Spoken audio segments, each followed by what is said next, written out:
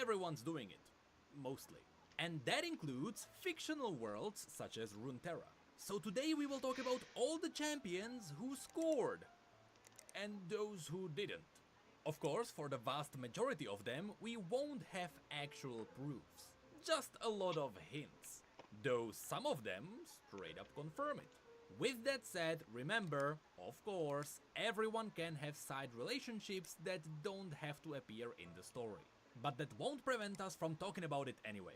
So without further ado, let's have a look at some of the notable physical interactions of our champions. Starting with an easy one, there is Ari. Okay, I need to We be all out know of that DC Ari had a lover. completely. Of course, Ari also has a hunger for souls, and so it's safe to say Showing her awards lover upon a game didn't of the year. last long. Candidate. Later in the Ruined King game, this might be a minor spoiler, And it's, Ari and Yasuo fell in love with each other. But their relationship didn't have time to get physical, as Yasuo decided to travel to Noxus. We'll see if Ari follows him. Another notable champion in the opposite direction is Aphelios, who most likely has never scored. He was recognized as the Chosen of the Moon from a really early age. He spent the vast majority of his time training with weapons, and when he mastered them all, his sister Elune passed into the spirit realm, and from there, Aphelios' own sister is constantly watching over him. Good luck, Aphelios. Then there is Ashe and Tryndamere. Their relationship started as political, so they hardly ever touched each other. It was to make the barbarians a blood-sworn ally of the Get the Avarosans. freaking However, casing, first Ashe's of all. bio mentions at the very end I that from this only political have arrangement, their romantic relationship 1000 blossomed. signing So while we something. don't have a story that would Not too directly confirm their expensive. physical relationship, sooner What or is later, it's happening. Azir is a father. The day he died, That his looks family weird. watched his ascension. There was his shy daughter, his proud son who was on the brink of becoming a man, and his wife, Heavy, with another child. Azir is a certified like banger. it. Before Brand became Brand and he was known as Skagen Road, back in Raigan's Reach, he fell in love with a girl called Zvana. But she was promised to another, and she wasn't allowed anywhere near Kagan because he was the son of a witch. As a result, after his mother died, he burned down the village, essentially exiling himself, and that's where he, alone, met Rise and he was turned into Brand. Brand is a certified not banger. Brawl Nothing. is a mystery, but during the Ruined King game, he almost scored with Ilaoi. Literally, if he didn't get seasick the moment Ilaoi asked him, the two would have been officially shipped. And I suppose we are having a moment now? Yes.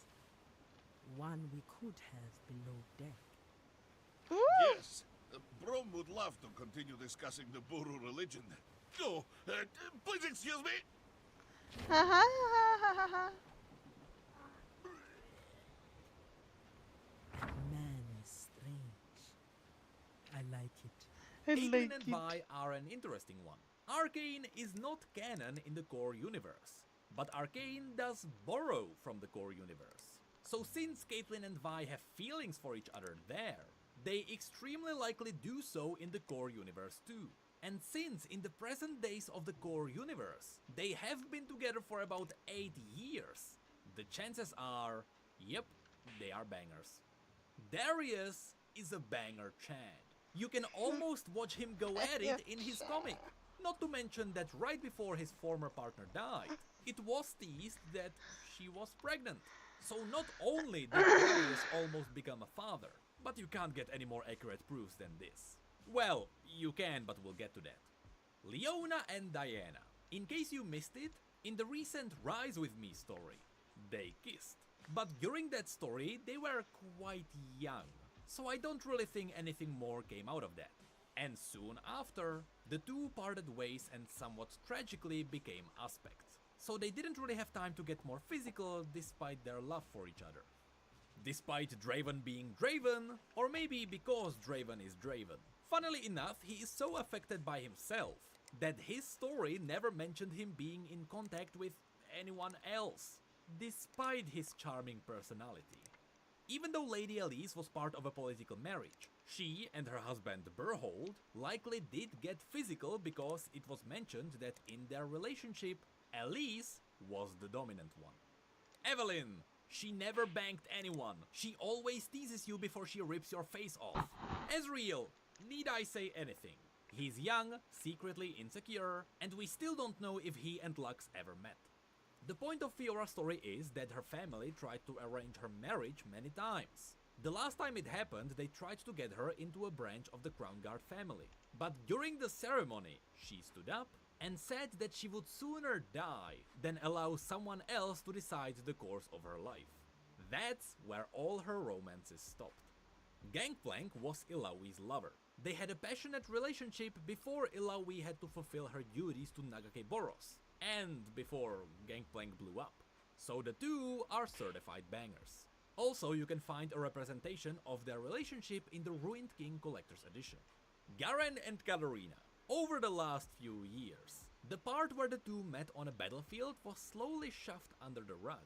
So currently, we don't know if they ever met, let alone if they formed a relationship. Riot is definitely going to come back to this in the future. Jarvan never found the right bride. Since Garen is his best friend, the Crownguard family planned to set up Jarvan's marriage with Lux, because that way Lux would stay protected. None would dare to accuse her of being a mage if she was the royal queen. That plan crumbled when the Mage Rebellion started, but Jarvan and Lux almost became a thing. During the story where Icathia once stood, Sidejack Scullyring's Koari Ikathun, simply known as Jax, immediately recognized the interest of a fellow soldier in a green-eyed lady, making it seem like Jax is somewhat experienced in after-war short-term relationships. In the core universe, Jago Medarda is the leader of the Medarda clan. Mel is currently not a thing. Sorry, Jace. I don't think Jin would be interested in physical relationships. He enjoys brutally dissecting people way too much for that. I have nothing to say about Jinx. Believe it or not, but in the present days, she might be almost 30. So, I don't know. Maybe? When it comes to Kalista, everyone knows about Ledros, but the two likely never got physical. In the Echoes Left Behind story, it was confirmed that Ledros once tried to offer his hand, but Kalista refused, because, and I quote, Ledros never could give her what she wanted. And so, preferring to stay loyal to her duties as Viego's royal guard, Kalista decided to stay alone. Karthus willingly came to the Shadow Isles, simply because death fascinated him, as a very young man. That's pretty much when his physical form disappeared. So Karthus is a certified not banger. Kassadin is a father. Need I say more? When it comes to Kayn, his bio never mentions anything. However, in the comic, Akali admitted she liked his abs. She even called him hot, but crazy. But that's the most romantic thing that likely ever happened to him. Just remember, in the present days, Kayn is actually 24 years old. So, who knows? Lucian and Senna may be a bit kinky. There is a story where Lucian hints at firing his gun with his PP.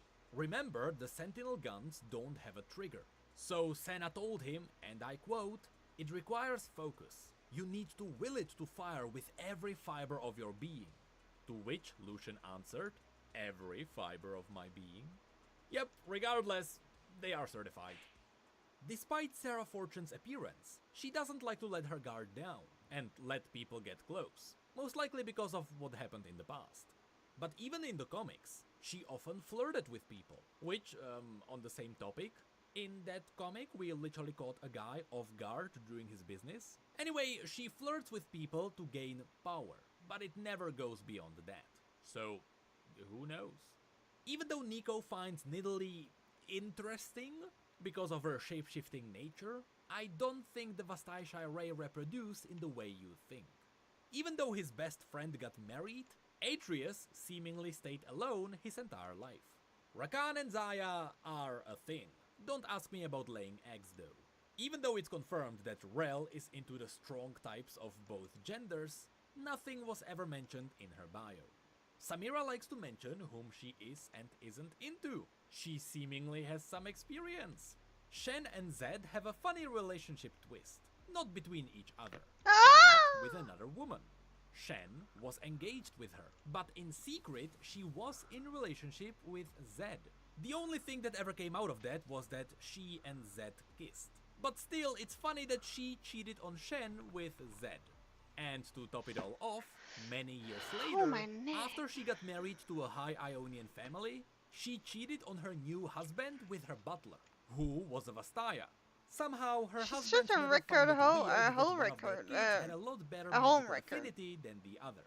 When it comes to Sorry. Shyvana, although it was teased that Jarvan fell in love with her, none of their stories ever mentioned that they would be in a relationship.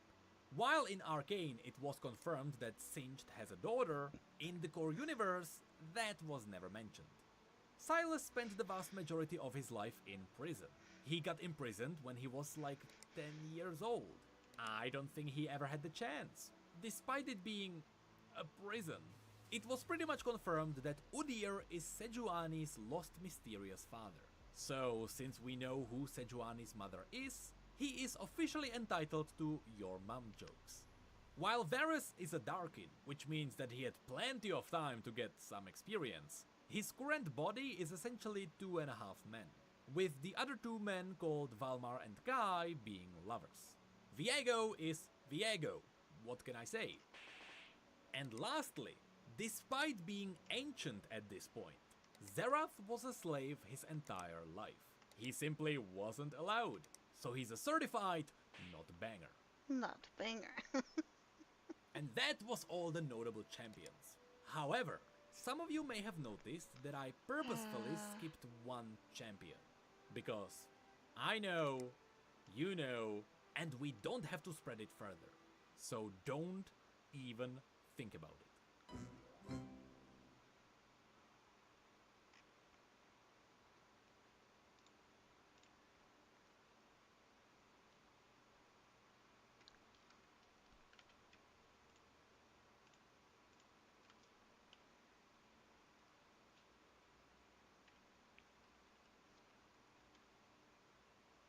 Hey everybody, welcome back. We got a story about an insane mother-in-law that tried and failed to ruin the wedding. And got a little dose of karma while she's at it. Mother-in-law has lost her mind. As they do. This is not my story, but I am involved and I've been given permission by my friend and her husband to post this story in its entirety with real names.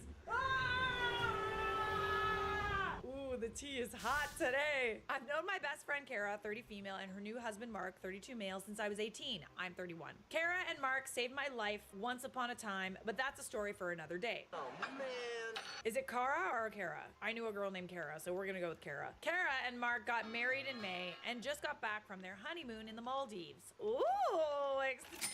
I was like, you got money, I see. Backstory on everyone. Kara did not come from money, but worked her ass off to get to where she is. She is the chief of medicine at a hospital nearby and makes 6 figures a year. She's also the queen of petty. I'll allow it. Mark comes from money. His mother is the source of all this drama. He also makes 6 figures a year. He works in finance. Mark has 3 older brothers, all are married, and none have a relationship with Victoria, the mother-in-law. And she has never met the grandkids. Context! We love a little context. Now on to the story. Mark proposed to Kara in 2023, and our friend group was ecstatic. Kara and Mark are perfect for each other. Both have money, but don't flaunt it. Neither want to have children of their own. Their life, but they do love children. Mark proposed with a beautiful 4-carat diamond on Christmas. Kara started planning almost immediately. They paid for their entire wedding on their own, so no one could make any input they didn't like, but did openly listen to suggestions. They chose a beautiful location on the other coast. Kara originally wanted a destination wedding, but opted for something local so my daughter and I could attend. Well, that's thoughtful. That's nice of her. Changing the whole damn wedding for you, honey. She chose me for her maid of honor, and our closest friends, Amber and Savannah, were her other bridesmaids. My daughter was her flower girl. Victoria has always disliked Kara. No one knows why, because Kara is lovely until you piss her off. But Kara was always on her best behavior with the family. Mario, Mark's dad, loves her. What I think it is that Kara also doesn't want kids and isn't Catholic. Ooh, yeah. I could see how that could be an issue for some people. But to be frank, it's not Victoria's choice. Victoria and Mario are traditional Italian Catholic from the country. Sorry, kicked you. Oh, Both no, were I born in forgot that- Italy. Oh, and still hold the traditional values, but Mario just wants his son to be happy. Wow, his name's Mario and he's Italian. Real original! Kara went What to did I- Field for wedding dress shopping. One dress for the let's see. ceremony, form-fitting, and one for the reception, flowing and girly. I was there via video chat because I couldn't jump on a plane and go. Everything was great until enter Victoria. Kara thought that integrating Victoria into dress shopping would help my release game some bug. of the tension between them. I gotta Victoria what? wanted Kara to try on this god-awful turtleneck long-sleeve poofy cupcake dress that just, no. Turtleneck and poofy do not go together, I'm sorry. Like, I like a turtleneck, but it has to be form-fitting. I'm no fashionista, but I know Kara and what works on her body. She tried to appease Victoria. Kara showed us this dress, and she looked at me on the camera and raised her brows. I shook my head and said, "You don't want my opinion." Kara said she did, and that's why I'm here. Victoria, she's not here. She's too busy being a single mom living off the government to be a real friend and attend. I like how this is also written into the script. Silence from everyone, and also us. A moment of silence. Me. Take that god-awful dress off. I chose to ignore Victoria's comment, even though I wanted to rip her pinched little head off through the phone. It's not true, and I could tell Kara was starting to get annoyed. Now, Kara does not stand up for herself in the moment. She will wait and address it later. She moves. Kara tried on a bunch of other dresses, all pretty but not what she was looking for. I knew about a dress that Kara had been dreaming about since Mark proposed. What Wait, Kara did I didn't know forgot to was take that the the dress CPU? was there. Amber was controlling the phone I was attending on, and I Oh, told her to give the phone no. to the attendant. I told the attendant about the dress and confirmed it was there. I was handed back to Amber, and the attendant went on the hunt. Kara got to try on her dream dress. Obviously, she loved it and said yes to it for the ceremony. See, that's a good friend. Even though you couldn't be there, you knew exactly what she wanted, and if it weren't for you, she wouldn't have found it. That's more than I can say for Victoria, who was there in person, and let's just say she was a Victoria, that dress is a little isn't it? Well, you're a little How dare she insult the dream dress? Kara is starting to get red. Victoria, Mark shouldn't be marrying someone who wants to show off their body like a stripper. Ugh. Does she want you to dress up like a nun? Me. Kara, Victoria, shut the f up. Silence. You could hear a fly fart. Oh, do flies fart? Yes, they do! Anything with a digestive system farts. That was kind of unnecessary, but I also appreciate that information. Kara, Victoria, I invited you to try to help our relationship. This isn't your wedding. This isn't the dress you're going to wear. This isn't about you. I love this dress. I feel amazing in it. Shut up or get out. That's on period. Silence. Victoria calling Mark. You won't believe what. Mark, shut up, Mom. I'm on a conference call with Savannah. I heard everything. Hangs up. Oh. Oh no. Whoa! Epic. And this is how you lose a relationship with your children. 1 week later, Kara and I are sitting in her living room going over some things when Victoria walks in. Victoria, oh, you're here. Me. I am. I was invited. Were you? The sassiness. I'm here for it. Kara's holding onto my arm so I don't get up and slap the bejesus out of Victoria. I'm known as the guard dog in my friend group. Ooh, love a guard dog. Victoria went upstairs and grabbed a couple of things of Mark's and started to walk out, but Kara asked what she was doing. Victoria with a shit-eating grin. I'm taking this in case Mark considers my offer. What offer? Kara and I look confused, but let Victoria leave and we call Mark. Mark, hey babe, what's going on? Kara, your mom just walked in and grabbed some stuff in case you consider her offer. Mark, I'm not. She's bat crazy. Wait, is she like trying to pay you off to not marry you or something? Is she trying to give him money? Me, what was the offer? Mark, sigh. If I marry Kara, she's cutting me out of her will. Okay, so it is money related. Not a bribe, but blackmail. Thank you, Cleveland. Kara starts crying. You'll be fine. You don't need her money. I wouldn't take it if I were you anyway. It comes with strings. Mark, baby, I'm not leaving you. She can sit and rotate. I'm leaving work and heading home. We're going away for a weekend to de-stress. Mark took Kara to a spa on the other coast, 5-star accommodations, and they talked. I don't know all the details about how to handle Victoria going forward. Fast forward to the wedding, May 2024. Kara, myself, bridesmaids, and my daughter are all getting our hair done. The wedding planner, wonderful woman, but scary, came up to us to tell us there was an issue downstairs. Is the issue named Victoria? I went to handle it. Kara did not need to deal with this crap. Victoria was trying to get into the bridal suite to get ready. Not happening. The mother of the groom doesn't get ready with the bride. She huffed and left. Way too easy. Now I'm nervous. Oh, she moving in the shadows too. Bet your bottom dollar. One thing I should mention, I have a seizure disorder, but I take medication that prevents me from having them. Victoria knows nothing about my health. We're getting ready to do the procession. Everything looks great. Out of the corner of my eye, I see something shiny and white. I ignore it for a second, but you know, Oh, curiosity sorry. killed the cat. Victoria is in a wedding dress. God, another one, eh? I'm just so tired. Me too. Me too. Listen, if you're not subscribed, if I haven't hit 2 million or 10 million subscribers at this point, subscribe. Let it be known. You do not wear white to a wedding, and you most certainly do not wear a wedding dress to someone else's wedding, unless you are the bride. A big, poofy ball gown. Oh, hell no, not today, not to my best friend. Kara and Mark had security to prevent things like this, so Victoria wasn't allowed in. Ha ha. The ceremony was beautiful, and after pictures, I go with Kara to get her changed into her reception dress. I let her know about Victoria, and she gives me the look. What was the look? Was it like this? The look is something that we as a friend group have. When we go to the bar, the look is what they give me when I need to activate guard dog mode. I understand the assignment. I'm not supposed to drink on my meds, so I don't. So when I'm walking around with a super colorful, stain including cocktail, you're so my friends pretty. are looking at me weird. I give them the look. And they nod. God, you know you're a good friend group when, like, you can have an entire conversation without speaking. They understand the assignment, too. Kara and Mark are enjoying the night, and I made my way to Victoria.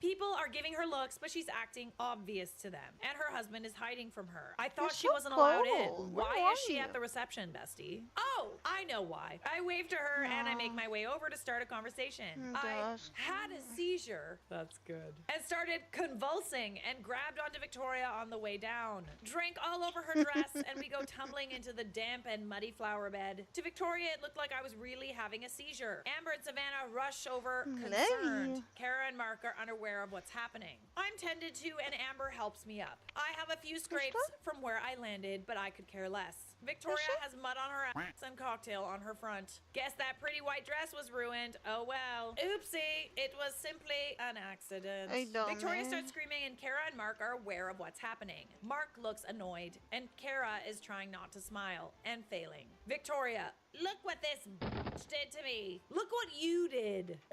Mark, you shouldn't have worn white. Mina, you know you can't drink with your meds. Are you okay? Do you want to go get checked out? Kara, Mina, do you need help getting to a chair? Amber, can you help her? Me, feigning faint. I could use help, thank you. I'm so sorry about this. I thought one drink would be okay. That's perfectly fine, bestie. It's a health problem. Can't help it. Victoria, how dare you? You ruined my dress. You're going to have to pay for that. I mean, not if it was an accident. Mario, Victoria, stop. Mario! Victoria, stop. She has a medical condition. Let it go. Take that ridiculous dress off. You aren't the bride and you've caused nothing but problems. Divorce! Divorce her! I know you're Italian and Catholic, but f it. Can you just say that you've married Satan by accident and the Pope won't have a problem with it? I don't know my grandkids because of you. Get your shit together or I'm done. Good for you, Mario. I think that maybe this is cause for divorce. I'm just saying. She's not gonna change. I rested after my episode for a while before rejoining the party. Victoria never came back and the whole scene is on film, video and photo. Kara and I laughed about them the other day. I must say, I thought I was rather convincing. And the Oscar goes to... Fast forward to 3 days ago, Mario is divorcing Victoria. Yay! And going to New York to see his grandkids. Yay! Victoria is still Happy complaining that I Oh, just ruined a her dress. Mark and Kara are happy. Amber is now engaged and Savannah is still single like me. Yay! I'm happy for all my friends and I have been dying to share this story. Well, I've been dying to hear it, darling. Thank you for sharing. Great success. I need a bulldog like you in my friend group. No, we have a bulldog. We do have a bulldog. She moves in the shadows, but she's still a bulldog. Very well written also. That was very, very fun to read. Thank you so much for sharing. Female Mechanic 92. Mina, we love you here. But wait, we have an update. I have been given permission to tell all from the friends who didn't want to be involved in the post. It's too sweet a tea to be omitted.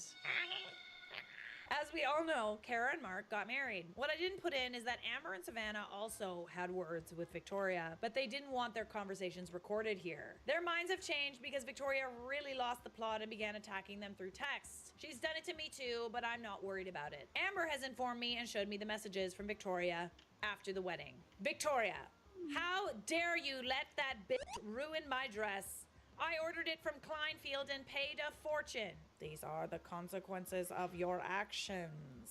What did you think was gonna happen? Amber, you mean the wedding dress you wore to a wedding where you were not the bride? I didn't let Mina do anything. She had a seizure. Calm down. Victoria, she owes me money for the dress. Note how she doesn't actually deny the audacity to wear such a dress. Oh, duly noted. Exhibit A.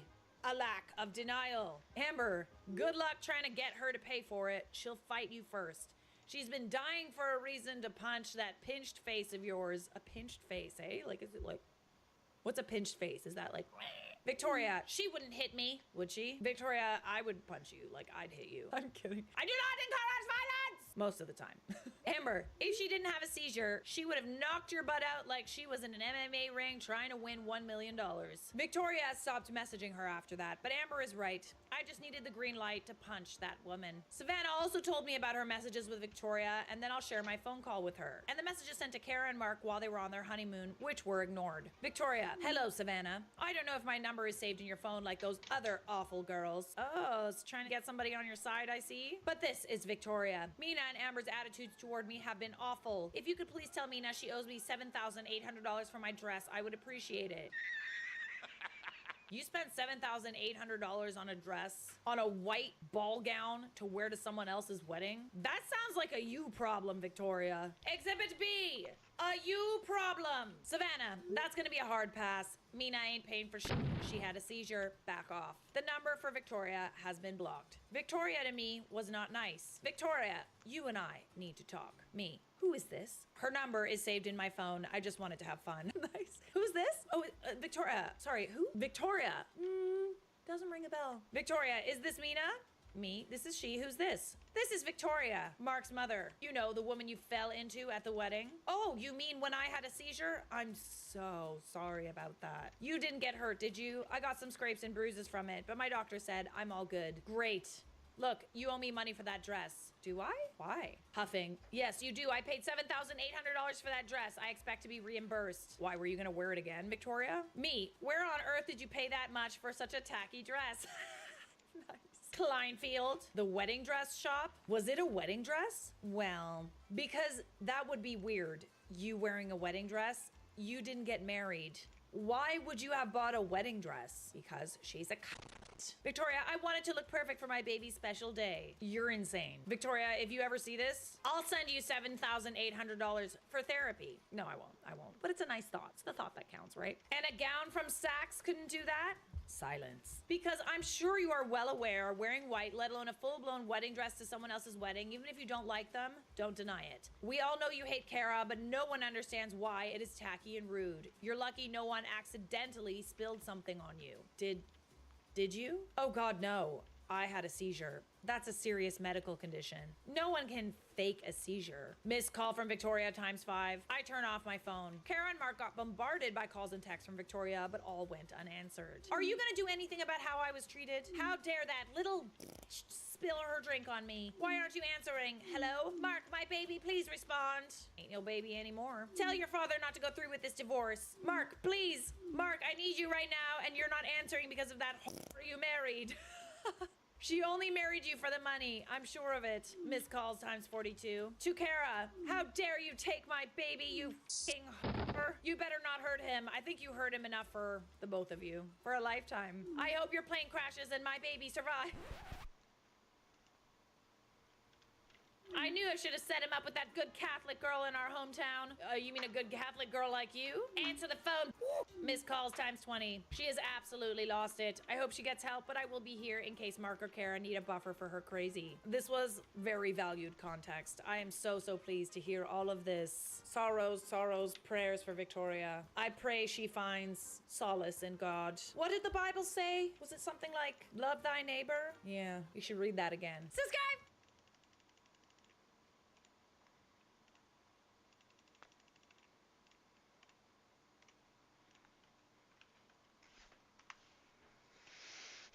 Don't forget to join that if you haven't already. Make sure you subscribe. Wait, do you subscribe on Reddit? No, you don't. Follow. Just do your thing. I punched a bride in the mouth on her wedding day. Yeah? Did you, bestie? I mean, why not? Scrappy8350. Scrappy got a little scrappy. All right, let's hear it. Okay, I know it sounds awful, but bear with me. Bring a bear with me. Can we bring up a bear? Here's the bear. I was there, and I still can't believe this day even happened. For context, this happened April 21st, 2012. I, 33 female at the time, was living in Florida, and a friend of mine was going to a wedding right across the Florida line. And he invited me to tag along, especially since it was a long drive. I like going to weddings and road trips, so I said, heck yeah, let's roll. After a 6-hour drive, we rolled up to this cute little house on a few acres of land in the rural south the day before the wedding. I meet the bride and groom, a lovely couple in their early 20s. And I see this as a family affair with everyone working at setting up things. So I roll up my sleeves and I start helping. About 15 minutes in, I realize that the wedding and reception is going to happen in the backyard. And that just about everyone doing the work was varying degrees of inebriated. And they were out of alcohol. Uh-oh. I mean, to be fair, I probably would need a few beers in order to, like, do work outside to make it more enjoyable. A few people wanted to drive to get more. Well, this trip was so last minute, I didn't have time to shop for a wedding gift. And being sober, I volunteered to drive to the liquor store and get supplies. Look at you, rolling up your sleeves, helping the alcoholics get more alcohol. Love it. As I'm starting the borrowed truck, the groom and groomsmen hop in. And that's when I learn the groom has cold feet.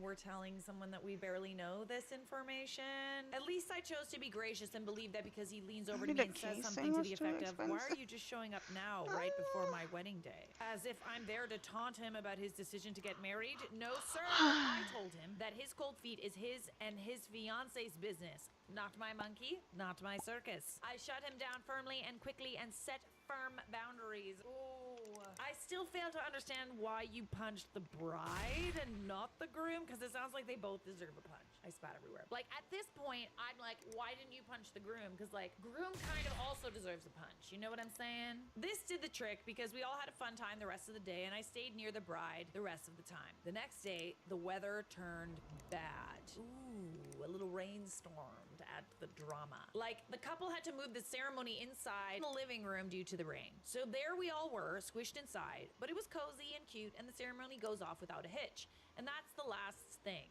that goes right. Oh dear, oh dear, oh dear, oh dear. Like, at this point, I'm like, what happened to make you need to punch the bride? For your sake, I hope she deserved it. Earlier that morning, we set up the food table under a fancy tent rental with pretty decorations, filled with hors d'oeuvres, flower arrangements, etc. The whole 9 yards. We figured even if it was raining, we would dry because the tent had walls with built-in plastic windows. I'm familiar with those tents. As we are about to exit the house and start the feast, the storm arrived. I like house in all caps. The tent stakes began to come loose, and so a few of us went out to try and hold the tent down while the guys secured the stakes. But as I grab the closest part of the tent near me, the wind pulls both me and the tent up into the air a few feet. This part is captured on video, but I'm wrapped in the wind-blown tent, so all you see is my feet. I'll try to post the tent pics here, though. Oh God, we've got pics? Oh, we've got pics. Oh yeah, those are some pics. The storm blows out just as quickly as it blew in, and there we were, me and 3 groomsmen soaked to the skin and painting. Oh, not painting, panting. You're panting, not painting.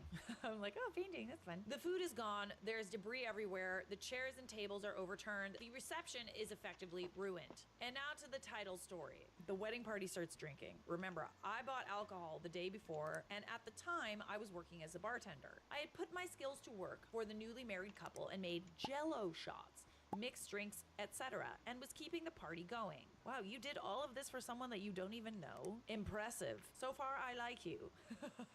Well, the inevitable happened, and as the sun disappeared, so did the alcohol. Everyone was having a good time, and the bride didn't want the fun to stop, so she decided we should all go to a club, aka Backwoods Bar, and keep the party going. So we load up in cars, hopefully no one drank and drove, to the club, and we're there maybe for an hour before the maid of honor starts to round us up and says we have to go. The bride is getting kicked out. I have no idea why or what happened, so I follow the maid of honor. We get in the car, the best man is driving, the groom is in the front passenger seat, the bride is sitting in the back driver's side, I'm in the middle, and my friend is next to me in the back passenger side. The bride is angry. raging. She wants to unalive the groom and no one is going to stop her. Oh God, what'd he do? Oh God. If he was already hitting on you, I feel like he did something. No way. She's screaming about how she's sorry she married him. She made the biggest mistake of her life. She's going to rip up the marriage certificate instead of mailing it in. She has a technicolor tantrum, the likes of which I've never seen before. She goes for the groom from her seat in the back behind the driver and climbs over me to attack her new husband, and in the process elbows the driver in the temple and causes him to jerk the steering wheel. Oh dear Lord. Not while we're driving, bestie. Not while we're driving. The car swerves and we almost leave the road. Mind you, I'm not at all sober and I got mad and tell her to stop before something bad happens. She calms down for about 3 seconds before she goes for the groom again. So I've had enough at this point. I don't want to be unalived, so I punch her in the mouth. God. Oh my God. This is when I learned that people don't go to sleep when you hit them in the face. Like in the movies. I'm dead. No, they don't. Go to sleep, go to sleep. I feel like there could be a technique there, but I feel like you also need to have like a black belt in order to be able to know how to do that. Skill issue. I didn't want the car to crash, and my fear also made me react irrationally. This makes her even more infuriated, and we end up in a mini wrestling match in the back seat until I managed to get her into a headlock. I'm able to keep this little mini tornado of a woman from crashing the car until we get back to the house. The moment the car stops, she exits and runs to the front of the car with blood dripping from her lip to unalive the groom again, and my friend throws her over his shoulder, walks over to the kiddie pool and throws her in. Oh, I bet she loved that, eh? It's a good way to cool somebody off or make her even angrier, TBH.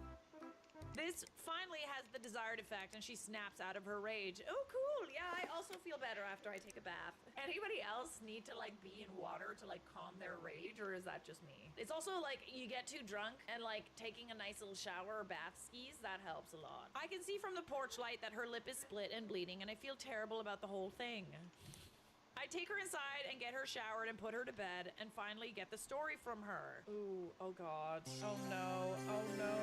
She caught her new groom in a compromising situation at the bar with another woman on their wedding day. Oh God, and then you punched her? Oh dear Lord. That's gonna be a yikes for me, dog. I mean, this isn't an am I the a-hole, but we'll decide that at the end. The next day as we're packing up the car, I apologized for hitting her and she apologized for putting us in danger and we hugged it out. Oh, that's good, that's good. I'm glad you guys were able to like smooth things over. I also told her about the groom's choice words to me on the trip to the liquor store so she could make an informed and sober decision. I told her she had every right to kick his sorry ass to the curb. She's an influencer now, and from what I see, it looks like she's still married to him over 12 years later. Wow, that's surprising. Really? I wonder who it is. She's even more beautiful now than she was back then, and he looks like a withered hillbilly who keeps his spit can nearby. They have adorable children, and the pictures online are idyllic, but I don't have any faith that the groom changed his ways, only that he got better at hiding his shenanigans. My goodness. Honestly, at this point, I feel like you should have punched the groom and not the bride. But like, I guess you didn't have that sort of information beforehand. You're not asking if you were the a-hole. I feel like in this situation, you acted under duress. I'm not sure if punching the bride was the best thing to do, but also like, what would you have done otherwise, really? Strap her in. The headlock was a good choice. To be honest, I feel like she was acting reasonable, everything considered. Like, that is really the only reasonable response to catching your groom with another person on your wedding day. Florida, I don't need to read on, but I will. Why does everything like this always happen in Florida? I really hope Charlotte covers this story in one of her videos. Ask and you shall receive. Her reactions will be so hilarious. I'm sure she tried to sleuth out who the bride is. You guys know me too well. So what the groom did was bad enough for the bride to try and get everyone into a ditch beside the road, but not bad enough to divorce him. Okay. We all make mistakes in the heat of passion, Jimbo. I mean, that's a good point. Like, if you were this mad, bestie, you really should not have stayed with this person. You had a right to be mad, like, definitely. At this point, you're an a-hole for staying with him, Miss Bride, Miss Thang. This is the kind of story you read with a hick twang. Listen here. I could've. There's a lot that would have been really funny with a hick twang. I punched the bride in the mouth on her wedding day. It's already funny. But hey, as I've said before, people with a southern accent tend to get kind of mad when I do that. So I'll spare everyone. I also don't really feel like it was written in a twang, so didn't feel like it was necessary. Well, that was a wild ride. Thank you so much for sharing, Scrappy8350. That was great. Moving on. The bride got kidnapped by her father during her wedding day. This one is by Independent Spare Cat. Yes, you read that right. And to ease everyone's mind, no one got hurt. For cultural context, this happened in a country in Asia, so close-knit ties with the family is common. How close-knit we talking? Sweet home Alabama! That close-knit? This happened a few years back, pre-COVID. I had the honor to be the photographer for this wedding, as I'm very close friends with the bride's cousin, and she offered my services to me. The wedding morning was super lovely. It was a nice, beautiful day, and the preparations for the wedding is at a hotel near the church for the ceremony later that afternoon. Everyone was happy and nice. The group's family were a delight to take pictures of, as they were cheerful and their vibes were overall happy and fun. Meanwhile, on the bride's side of things, everything is also well and happy. But I get this off vibe coming from the father, which I brushed off since strict fathers were common here. And the bride being the only daughter of 4 siblings, I assumed that she was his favorite child. The bride's mother and brothers were fun to work with, as they were all cheerful and happy, while the father seemed nonchalant and just standing there on one corner, not engaging much with the other guests and entourage. Okay, so he's not happy about the marriage, but why is that? As the time for the ceremony draws near, we wrapped up our photo shoot and proceeded to head to the church, which was a 5 to 10 minute drive from the hotel. Upon arriving at the church, we saw there were already a few guests there, so we set up our gears and waited for the ceremony to start. 2 p.m. arrived, and the ceremony for this wedding should be starting. Everyone is present: the groom, the entourage, the guests, the officiant, everyone, except for the bride and her father. Oh God. Nothing alarming at this point. Maybe they got caught up in traffic, but the bride's father was the one driving the bridal car to the church, so everyone waited. 30 minutes has passed. Still no sign of the bride and her father. At this point, the wedding coordinator started calling the bride to ask for their whereabouts, but she wasn't answering, so everyone just waited more. 1 hour, 2 hours pass, and they are still missing, and the bride is not answering her phone. The bride's mother is also calling her husband, but his phone was turned off. By this point, the guests are starting to ask questions as to what is happening. And the bride's mother is starting to panic, as she is thinking that maybe they got caught in an accident. So she sent her sons to check nearby police stations and ask if there are traffic accidents nearby. They came back about an hour later to confirm that there are no accidents, and the bride and her father are now missing, and they can't be contacted. What the heck is going on here? 2 things are happening here. Possible things. Either the father of the bride really don't like that groom, or he wanted the bride for himself. Let's find out, shall we? Panic also sets in the groom as he starts pacing back and forth, not knowing where his bride is. At one point, he started crying, and the priest and his family start comforting him. Oh God, imagine that. He probably thinks that she left him at the altar. By the 4th hour, there's still no sign of the bride and her father. The groom accepted the situation he's in and assumed that maybe the bride had cold feet and ran away from their wedding. He goes up to the altar and announces the wedding is canceled and apologized to the guests, as some of them had to book hotels nearby or drive for a few hours to attend his wedding. He then announced for everyone to proceed to the reception and treat today as a gathering of family and friends instead of a wedding, and he was happy to see each and everyone for taking the time. The bride's mom and brothers were also starting to apologize profusely to the groom and his family, as they too had also no idea what was happening and is very worried as to where the bride and her father was. Yes, they did report them as missing to the police, but 24-hour rule. At the reception, everyone, including the vendors, was made aware of the situation, and the violinist, bless her heart, offered to play for free for the night so that the reception isn't that awkward. The vibes of the reception were very somber, and the groom tried to entertain guests, but you could see by his face that he's holding back his emotions and is trying to handle the situation as calmly and gracefully as possible. Honestly, good on him for at least trying to hold things together, but after something like that, I would run and hide and stick my head in the sand. Their families are also apologizing to every guest and trying to finish this reception dinner as planned. No speeches were made, no dancing and drinking. It just became this huge family and friends dinner. By the time it all ended, the groom still paid every vendor they owed, and I offered to give them my services for free, but he refused. We compromised that the down payment they paid me was enough. We left that night not knowing what really happened with the bride and his father. A few days after what transpired, I just can't get that event out of my mind. So being the nosy ass that I am, I'm nosy as hell, I need to know what's going on here. I asked my friend, the bride's cousin, as to what really happened that day. Turns out the bride's father kidnapped her. No way.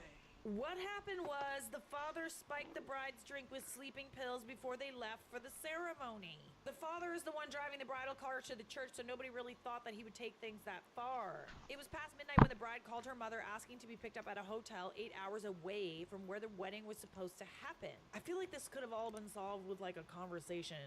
You know what I'm saying? Why you gotta drug and kidnap your daughter? Why though? Why? Because it's so much fun, Jan. Get it? She was sleeping the whole drive, and when she woke up, realized her father did not take her to the wedding. She freaked out and threatened to jump out of the moving vehicle, and that's why her father had no choice but to drop her off at some random hotel. She then threatened to get her father arrested, so he drove off and left her there. She called the police and let them know of her situation, and she got picked up by the groom and her mother and brothers not long after. All right, now we're getting into why. We're getting into why. My friend told me that ever since they were kids, the bride's father has had a very toxic attachment to his daughter. He never once approved of any of the past relationships the bride has had. Even the one with the groom, he's not fully on board with their relationship, but the bride and groom's relationship stood strong against the odds. What pushed the father to this extreme was the thought of being separated from her. Okay, yeah, that's unhealthy. Okay, that's weird. Ooh, trying to understand the psychology of that. Like, it's kind of like boy moms, but I don't think a boy mom would go as far as to drug and kidnap her own son.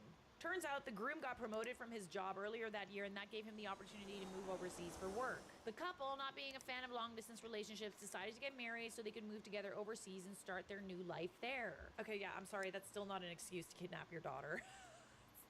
You're crazy. After all that's happened, the couple decided to just elope and had a smaller celebration with the closest friends and family around them. The father got arrested for kidnapping, but has paid bail, so he's free and is now estranged from his whole family. You not right in the noggin if you think that's how you're gonna get your daughter to stick around. How did you think this was gonna go? Bride and groom moved overseas and now have 2 kids. They're living a happy life. Glad to hear. That poor groom, my goodness. Bride too, like hell, this is cray-cray. As far as I know, bride, her mom, and brothers have separated from their father and went no contact. He's kind of nuts. If you don't like who your daughter 4060 and it's a but you don't 3652. kidnap nobody because of it. That's weird. You're gonna kidnap your daughter, hold her hostage, and then what? She's gonna be convinced to not get married and not live a life because daddy doesn't want her to? Yes. So there you go. Still ended happy, but oh boy, that was a lot. Charlotte, read this for me in your next video. I'm too lazy to read it all. But I'm curious to know what happened. I'm here for you. I'm here to tell the story. A story time with Shar Shar. Please tell everyone you know there is no 24-hour rule. The sooner the investigation starts, the better chances of you finding your loved one. Okay, noted. I think it kind of depends on where you are. As far as I know, they do start, looking for people after 24 hours. But maybe it's good to keep a record. Photographers see everything. OP responds, true that. You somehow develop a sense when you have photographed many weddings. You just know something is off. Photographers are very good at observing, aren't they? But I don't even think the most skilled of photographers could have predicted this story. Because just like all of the rest of your wedding drama, that was next level. Subscribe! Hey everybody, welcome back. Am I the a-hole for canceling a wedding? Okay. I have hate on you. I recently got engaged to the man of my dreams in April of 2019, set to be married in September of 2020. Even before we got engaged, my fiance and I agreed that we were going to keep it on the smaller side and only invite close friends and family. Now, I have 4 other siblings that I'm not close to. I only talk to one, and that's putting it lightly. I've chosen not to invite the remaining 3 and only invite the one that I speak to. My mother wasn't particularly pleased, but she understood at the time. Oh dear Lord. Oh no. Oh no. This is the thing about having like a small wedding and like only inviting some people. Everyone you don't invite is gonna be mad.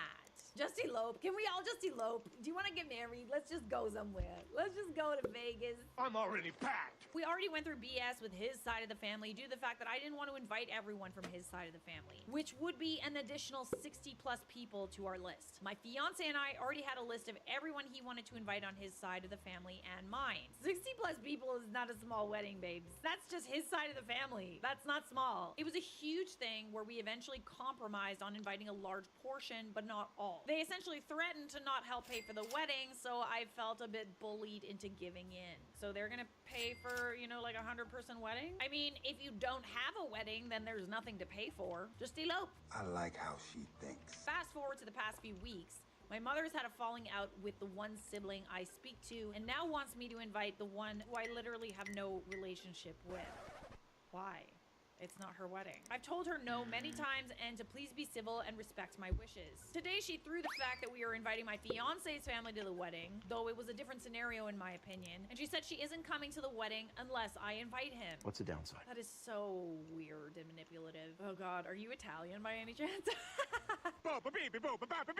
This sounds familiar. Not that I've gotten married, but this sounds like something an Italian family would do. But we gotta invite the cousins, and we gotta invite the extended cousins and the second cousins, and how about your aunts? What about your Zia and your Zio? I've literally never met Zia and Zio. You could always just invite them and then see who drops out.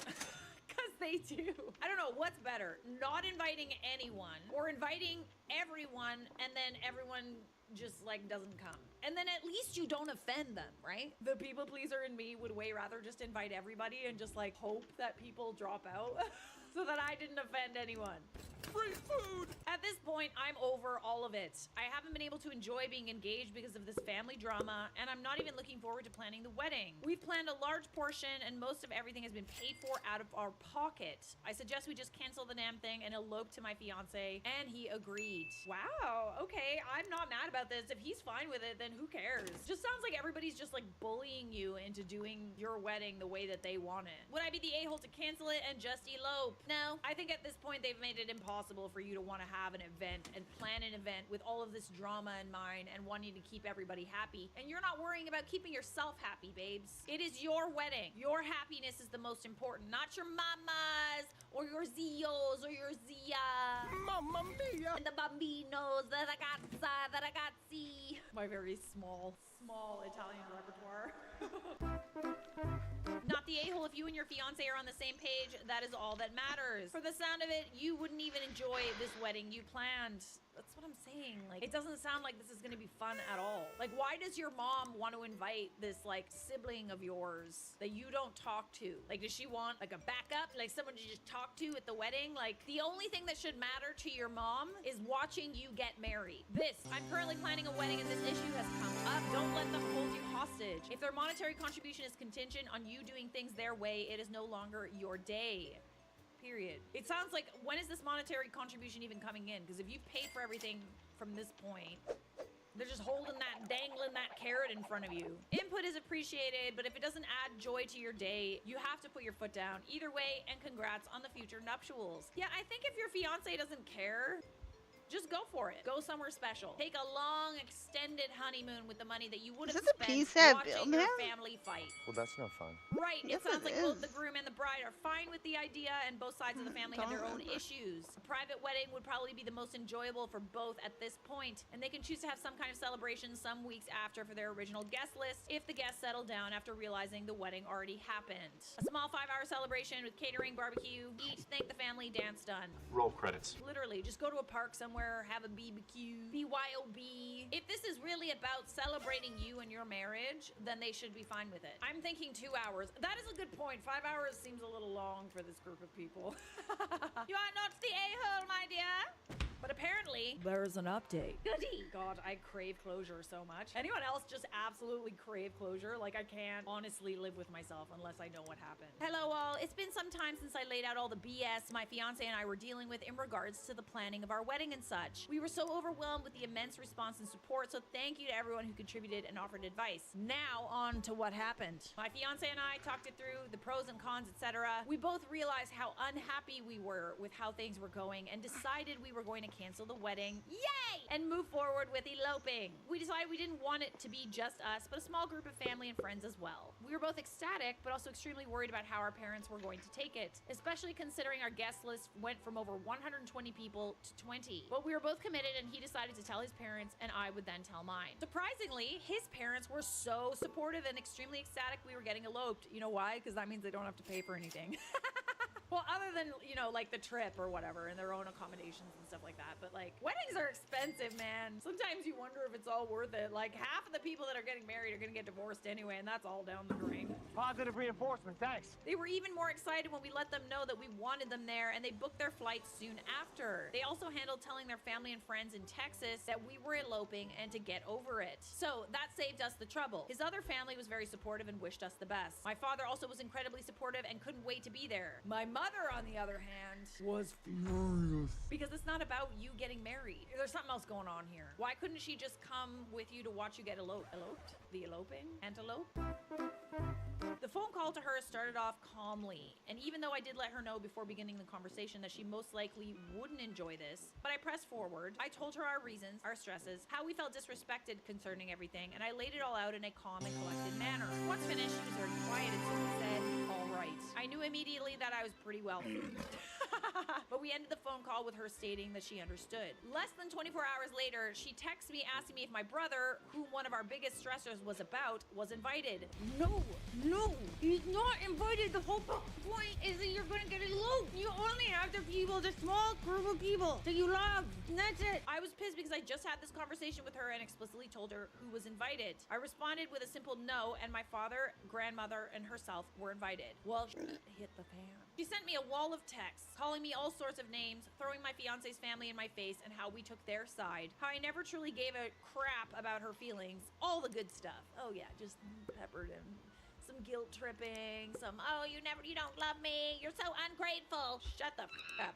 I remained calm, and before sending each response, consulted my fiance so as not to sound like a total B-word. She's literally ruining your wedding. Like, I don't understand why it's so important for her for you to have a sibling that you do not talk to at your small wedding. Why does it matter? This should be about what you and what you want for your wedding. Long story short, she said unless my brother's invited, she won't be coming. Good, don't come. So I told her not to come. It was over and I stopped responding to her texts. For days, she texted me saying all the same as before. I kept asking if my brother was invited. Give me your phone. Block. Done. I responded once and told her until she apologized, she won't. I won't be seeing or speaking to her about anything regarding the wedding. I offered an open seat to our wedding. Whether she shows up or not is completely up to her. Ugh, it's sad, but it's like, are you really gonna die on this hill, Mom? Yes. My fiance and I have already booked a small venue for our elopement and are more excited planning this than our previous wedding and are looking forward to our future. Have a plan for when she shows up with your brother because she's going to. Oh, yeah, it kind of sounds like she can't take no for an answer, can she? OP responds, my fiance and I are very worried about this. Honestly, luckily he lives in Russia a better part of the year and just left recently to go back. Oh, they're Russian. I see. Are they Russian or he just lives in Russia? My mom knows what it would mean if she brought him. She's also has a terrible sense of direction and needs my dad to get her to the venue. So she does not have a babysitter of sorts. Okay, all right, here, this is interesting. Like if he lives that far, he'd probably be like, I don't feel like coming all the way there, blah, blah, blah. And then you're fine. There you go, everybody's happy. You didn't offend him by not inviting him and you secretly didn't want him to be there anyway.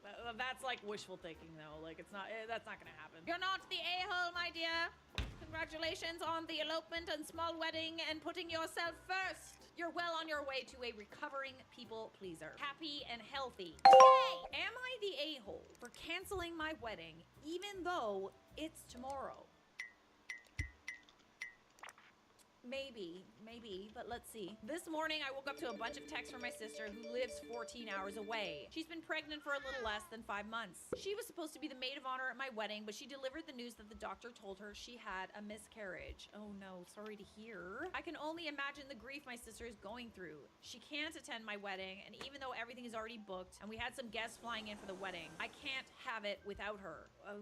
Yeah, that's tough. I think you gotta go through with it, babe. There's other ways that she can attend. She can watch it on a live stream or something. I know that's gotta be hard to not have your sister there, but like, you gotta think about other people who've already paid for tickets, what your fiance wants. What about what I want, huh? What about that? I thought my fiance would understand, but instead he got extremely upset. We've been planning this date for a while now because it's his mother's birthday and very special to him, but it would make my sister devastated if I had it without her, since I know she was looking forward to it. Well, I mean, yeah, but circumstances have changed. I understand that she's going through a lot of grief, but like, she can't honestly expect you to move her wedding so that she can be there. She said she wasn't ready to celebrate anything at the moment, and as her sister, she feels like it's my responsibility to comfort her. If we're gonna go down that road, it's also her responsibility to show up for your wedding too.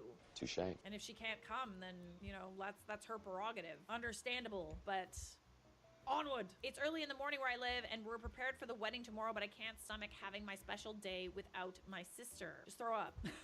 She said she can't stomach, so just Okay, sorry. I'll see myself out. I told my fiance, and after I finish writing this, I'm gonna start packing. I need to be with my sister right now. Okay, but just like have the wedding and then go be with her after. I don't know. This is a lot.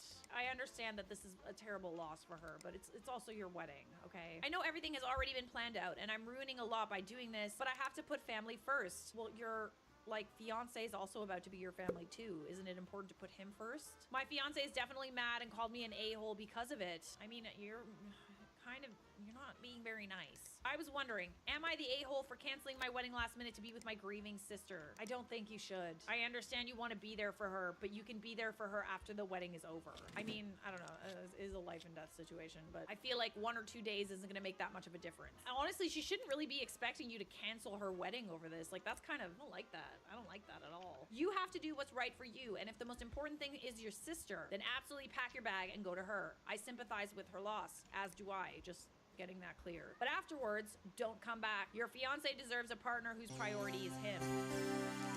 Like, you're gonna make a choice here, and if you go to your sister, which you have the right to do, if you consider her more important than your wedding, go ahead, but don't expect to have a fiance when you come back, if you come back. Sororital miscarriages do not outweigh weddings for most of us, so I side with the groom. This is the kind of thing you make note of in a marital toast while carrying on, then sending a video to the person who couldn't attend. You're the a-hole. There you go. I was ready to downvote you in the first half, but you're right. It sounds like OP isn't ready for marriage. Yeah, it's almost like you're like using this as an excuse to not get married. When you have a wedding, you have to come to terms with the fact that not everybody's going to be able to be there. Things come up. Some people just can't come. Life happens. You cannot just cancel it unless the whole point is to cancel it because you're not ready to get married, in which case go off queen, but you're still a We do have an update. After a tough talk with my fiance, we are not canceling the wedding. Good. Glad to hear you came to your senses. Jeez. We're going to have it despite the loss of my niece and record it to send to my sister when the time comes. We made up for the most part and decided we aren't going to have a maid of honor at our wedding. Thank you guys. Would have made a stupid decision without 99% of people calling me in. Everybody learns a valuable lesson. Good. I'm glad. I'm happy for you. An a-hole. But we can admit that we're a-holes and that we're wrong and that we can move on and do better, right? Am I the a-hole for canceling my brother's wedding? And this one does have an update as well. Just letting you know, to make a novel short, my female 27, brother, male 30, met his future wife, female 28, Ella, at a party 3 years ago. Honestly, we never really got along, but I always tried to put up a peaceful front. Excuse me? Because my brother seemed blissfully happy with her. Ella was mean to me. A lot. Like, a lot. She would make comments about my weight, my makeup, and especially my dog. She hated... Oh, excuse me? What? Oh, hell no. I hate her already. She hated animals. Who hates animals? And hated that I would bring my lab, Toast, to my parents or my brother's house. It always just felt like something aimed to hurt me. Huge red flags, all right? This is how I decide if I like you. How you treat animals and how you treat staff. When the two got engaged, she asked me to be her maid of honor since she has no sisters or many girlfriends, and since my brother seemed thrilled, I obliged. Wow, not many friends, eh? Not surprising. What I failed to realize when I accepted the role was that to her, maid of honor meant planning the entire wedding. I would not want to plan a wedding. I wouldn't even do that for someone I did like. No way. Unless that was my job, no. I was booking venues, florists, jazz band, everything. Even worse, she expected me to put my credit card down for all of it. Oh, hell no. Absolutely not. My brother and her are not exactly well off, and since I have a well-paying job, I didn't mind holding the deposits, but it was starting to add up a lot. You're not gonna see that money, babe. Like, no. Every time I asked Ella about it, she would say that it would all be paid back by her parents before the wedding. See, now that's some bull. Well, flash forward to last week, about 3 weeks before the wedding, and she's unbearable to be around. She can't last more than a few sentences before snapping at anyone. So when I, of course, brought up the money, hit the fan. I asked if she received the updated receipt of everything owed when she exploded. She called me a whole line of terrible names, but the one that stuck out was her saying, "What do you need the money for anyway? Your sick dog is dead now?" Wow, no. Done. You're done. Done. And what a weird time to bring that up. Horrible thing to say. My beautiful Toasty died about a month before this, after he fought the bravest battle with cancer. He was my soul dog and I was devastated. Rest in peace, Toasty. I'm so sorry to hear. I blinked at her and simply left the room, having no energy to even respond to something so cruel. I went back to my car, and after the 20-minute silent drive home, I parked the car and immediately called the vendors and canceled any deposit under my card. Every single one. Good Good job. After almost 20 calls, all that was left of her wedding was the dress and the flower arch. I texted my brother a short explanation. I told him every vendor would be contacting him if they wished to keep their services, and now they were responsible for covering everything. And I would no longer be attending. So I mean, like, she still has the opportunity to pay for it. Like, you didn't cancel it entirely. You just took your credit card out of the equation. It was a matter of minutes before my phone started to explode and I turned it off. It's been a few days and I haven't talked to anyone but my mom, who thankfully understands where I was coming from. My brothers tried to call, but I feel terrible, both about what I did and about what she said. I know what I did was extreme, but I also couldn't sit by and practically enable her cruelty anymore. I still can't help but feel bad for ruining my brother's big day. So I don't know, am I the a-hole for this? I understand you were hurt in that situation. I feel like maybe you should have told her that that's what you were doing. You had every right to do what you did. Like, I think your feelings are absolutely valid, like her, literally. But like, maybe you should have said it instead of just running to your car and just doing it behind the scenes. Doesn't really matter which way you do it. It's still kind of like the consequences of her actions. And at the end of the day, she can still continue with the wedding. You're just not going to be paying for it or attending. All she has to do is get her parents to send the money, if that was ever happening in the first place, and the wedding is still on. You're just not going to be there. Not the a-hole. They were never going to pay you back. It's a good thing she showed how wicked she was before you got stuck with the bill. I'm sorry about your loss. Don't let anyone make you feel bad about what you did. They shouldn't be getting married if they don't have the money. Literally. Like, why are you even getting married if you can't afford it? And you're also like just being awful to the people who are helping you out with that. Like, you must be some kind of stupid. This to me is like super messed up. Like, how could you honestly want to marry a person who would say and do what she did? All right, you're not the a-hole, my dear. But let's wrap this up with a little update. First thing asked, me paying. Ella was promised a hefty wedding budget when she was younger. Between those years and the pandemic, they had to dip into that wedding fund. In the end, Ella only got a third of what she was promised. She insisted most of what she had to go to the dress, but she would drone on about how there were so many things the wedding wouldn't have and how it wouldn't be the wedding of their dreams. All right, so it sounds like she wasn't gonna pay you back. It was only like a week after that my brother came up and asked if I could cover a few costs of the wedding, while Ella's parents made up the rest to pay it back. I do make a considerable amount more, and since this would be my brother's wedding too, I agreed. I guess that, you know, it is your brother's wedding too, but like how does she have the audacity to even ask you to do that after the way that she treated you? Like, if you're gonna be a but then don't ask those people to pay for you, like. Second most discussed, Ella's treatment of me. Truthfully, she played the nice and loving girlfriend well. To most, especially my brother. Even though I thought she turned a new leaf a few times, it would never last. Some of the comments she made wouldn't always be outwardly mean enough for a passerby to pick up, aka my brother. Yeah, but you always know. You always know. You talking to me? Always along the lines of, oh, are you sure you want to go out in that? Something looser might be more comfortable. Or I would loan you a shirt, but I don't want to stretch it out. Mean girl comments, simply put. Yeah, the passive-aggressive mean girl. They love that. Favorite. Not. She lost many friends over her crazy notion of them being jealous of her, even accusing them of being in love with my brother. She has 2 other bridesmaids in the wedding, but they were barely close as well. I mean, that definitely says something. The most asked question, did they stay together? I caved and I finally answered my brother last night. What he said, they are on a break, like a Ross and Rachel break, or like a good forever break. We were on a break! My brother had picked up on a few instances of her acting questionably, but hoped it was wedding stress. He was fuming when he found out what she said. Good. I'm glad that he's got your back. I do know she no longer has the ring. Good. Be gone, demon! My brother and I's relationship is definitely going to need some repair, but I think after a long communication break and setting up better boundaries for partners, respect to siblings in the future, we should be okay. Good for you, babes. Good for you for standing up for yourself and for not taking any from someone who was like clearly bullying you. Like, make it make sense. You are not the a-hole! This is good!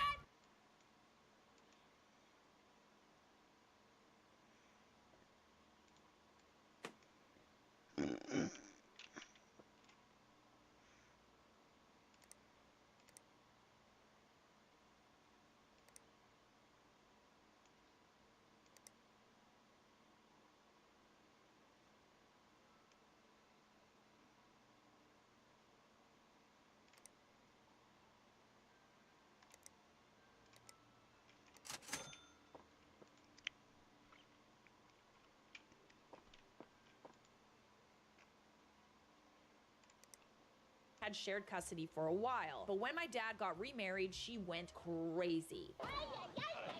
Calling his new wife every horrible name and claiming he was cheating on her while they were married. So wait, she was with somebody else, but then got mad that your dad ended up with somebody else? Make it make sense. I was always closer to my brothers and dad than my mom because she was always very mean to me. Long story short, my stepmom died in a bad car accident, and my dad called her in the middle of the night letting her know he would pick us up earlier so we could attend the funeral. And she decided to take us on a fun trip to celebrate something.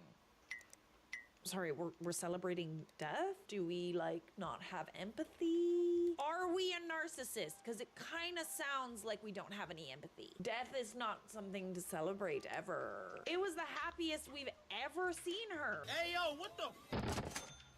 Okay, but isn't she, like, with someone else? That's kind of weird, man. When we realized what happened and started crying, she told us only worthless people cry for... Hey, yo, what the... That's messed up. That's messed up. Needless to say, things went nuclear and my dad asked for full custody with visitation for her. He always left the line of communication open and paid for us to visit her when she moved away, but it was still very bad, and as soon as we turned 18, we started to lower contact with her. Last time we saw her was on my high school graduation, where she made a point of letting everyone who would hear that we were ungrateful kids, and her HB would call us bad names too. Been no contact since then. This sounds like she's a narcissist. Psychopath. That's the classic narcissist parent thing to do, is to call the kids ungrateful when the parent is the one that is behaving badly. You know, they play the victim, they say you're ungrateful, all this stuff. It's actually quite common for parents to be narcissists, mothers especially. My brother Sam started dating his ex 3 years ago. She's heard all the stories and the reasons why we are no contact, but she believes that we are just dramatic. They had many issues due to her opinions, but she eventually seemed to drop the "you need to reconcile with your mother" crusade. During the wedding planning, there was no indication of things going wrong or fishy, and then we got to the church, and lo and behold, mom, HB, and 2 kids were sitting at the front. Absolutely not. Absolutely not!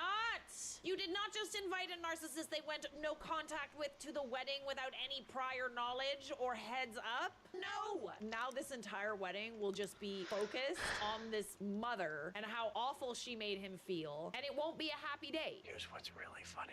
Your mother. I immediately panicked and called my brothers. Sam thought maybe somehow she found out and wanted to crash, so he called his ex to let her know of the potential drama. But she told him it was fine since she invited them. She might have done this with good intentions, but like, not a good place to have an intervention. Not a good choice. Sam hung up and asked me to go get him while the oldest brother dealt with things at the church. We went home and barricaded ourselves there, even when his ex, her family, friends, etc. came to try and make sense with him. Mom's husband even called and said he always knew we were worthless. Wow, interesting choice of words. Why does everybody say the word worthless? That's literally like one of the worst things that you can say to someone, that they're worthless. Now that the dust has settled, most of Sam's friends are on his side, and so is most of our family, dad's side of the family. Ex's parents already threatened to sue for the money they paid if he doesn't marry her, but Sam says he would rather pay them back for their contribution than marry someone that betrayed him. My nuclear family 100% supports Sam, but the backlash has been huge. I mean, yeah,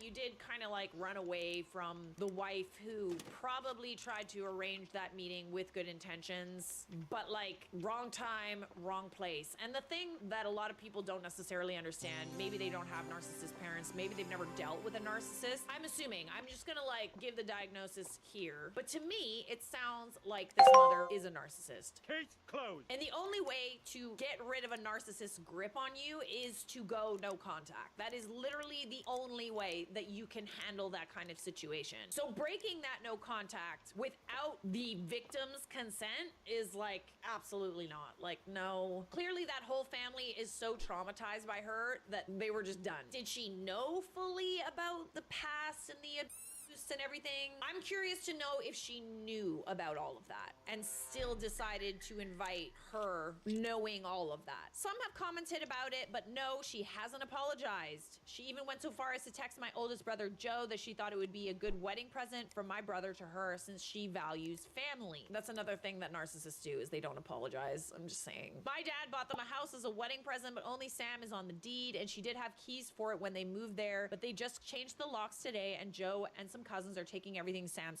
owns from her flat during the week. We aren't worried about being sued, but we will consult a lawyer just in case. We also heard Mom and her family are still in town, but since we are staying at our childhood home for a few days, we don't care. My dad is sad that Sam is heartbroken, but is trying to cheer him up along with my boyfriend and my sister-in-law. I had to delete and deactivate my social media because I kept getting nasty comments and messages, but the more people learn about the reason Sam ran away, the less it gets. I'm still sorry she felt humiliated, but my brother comes first. A couple of people messaged me asking why did our dad ever marry our mom, and the answer is he really loved her and believed she was the nicest person ever. Turns out she wasn't, but she knew nobody except I guess her nasty husband would marry her unless she pretended to be nice. I'm like a narcissist, sorry. He considered staying with her until we were adults, but she kept getting worse. She used to get very nice and he thought she was changing and then she would change again. Yep, that sounds like a...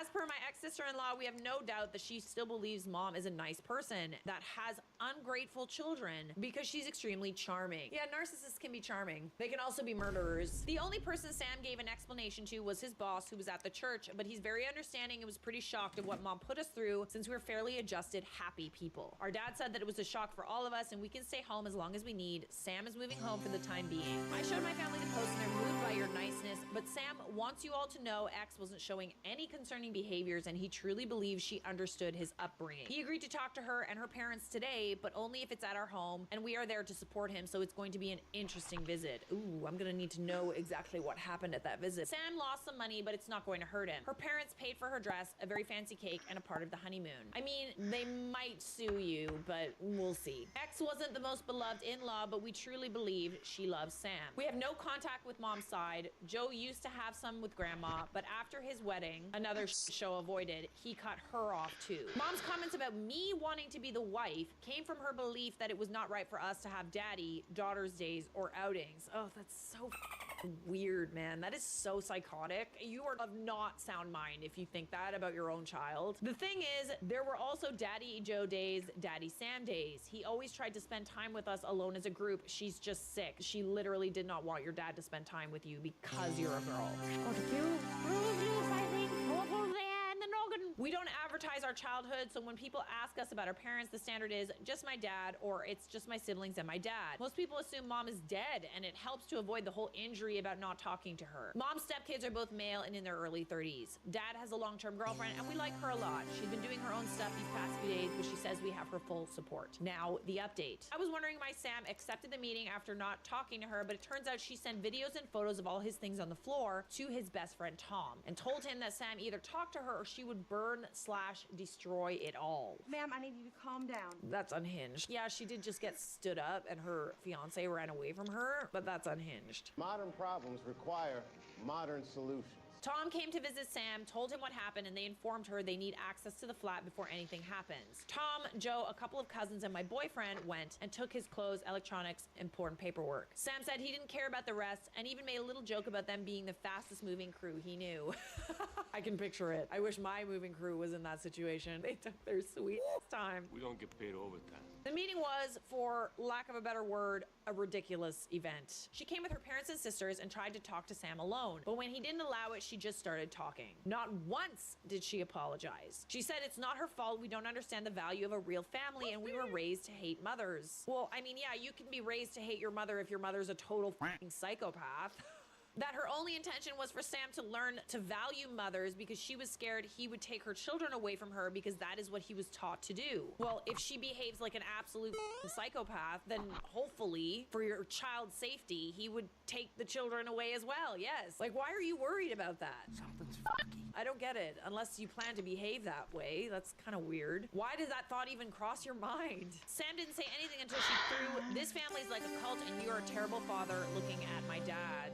We all love a good mother. Family's important. Goddamn right it is. Which is why you should treat family well. This entire situation would not exist if the mother didn't treat everyone like that. As you may imagine, this is a sore spot for all of us, and we don't allow insults toward our dad under any circumstance. Sam just unloaded about how she was a hateful liar. He was disgusted he ever even touched her hand. He was grateful to the universe that I'm chronically early to everything, and he told her staying with a cheating husband, as her mom does, is nothing to be proud about. He said she pretended to be nice just so he would marry her, unloaded all the minor things that he was willing to overlook because he truly did love her, or at least who he thought she was. He said he would never forgive her for the hurt she caused his siblings, but that he did not hate her because that would require him to spend energy thinking about her, and she doesn't get that. Ooh, that's a good one. That's a good one. I like that. I like that a lot. At the end, he said she had enough time to clear things, and she acted like a victim, and he will be the one to let everyone know why he didn't show. It was brutal but cathartic and necessary for Sam. Her parents said nothing, but were very red. She was crying. Her sisters attempted to defend her and their parents' relationship, and were kind of expecting my whole family to argue, but we didn't. Then Sam told his ex-father-in-law he could sue if he wanted to, but if he did, Sam would expose all the family's dirty laundry to the world, and he doubts he wants that. Ooh, what dirty laundry is that? Are we gonna like spill that tea or what?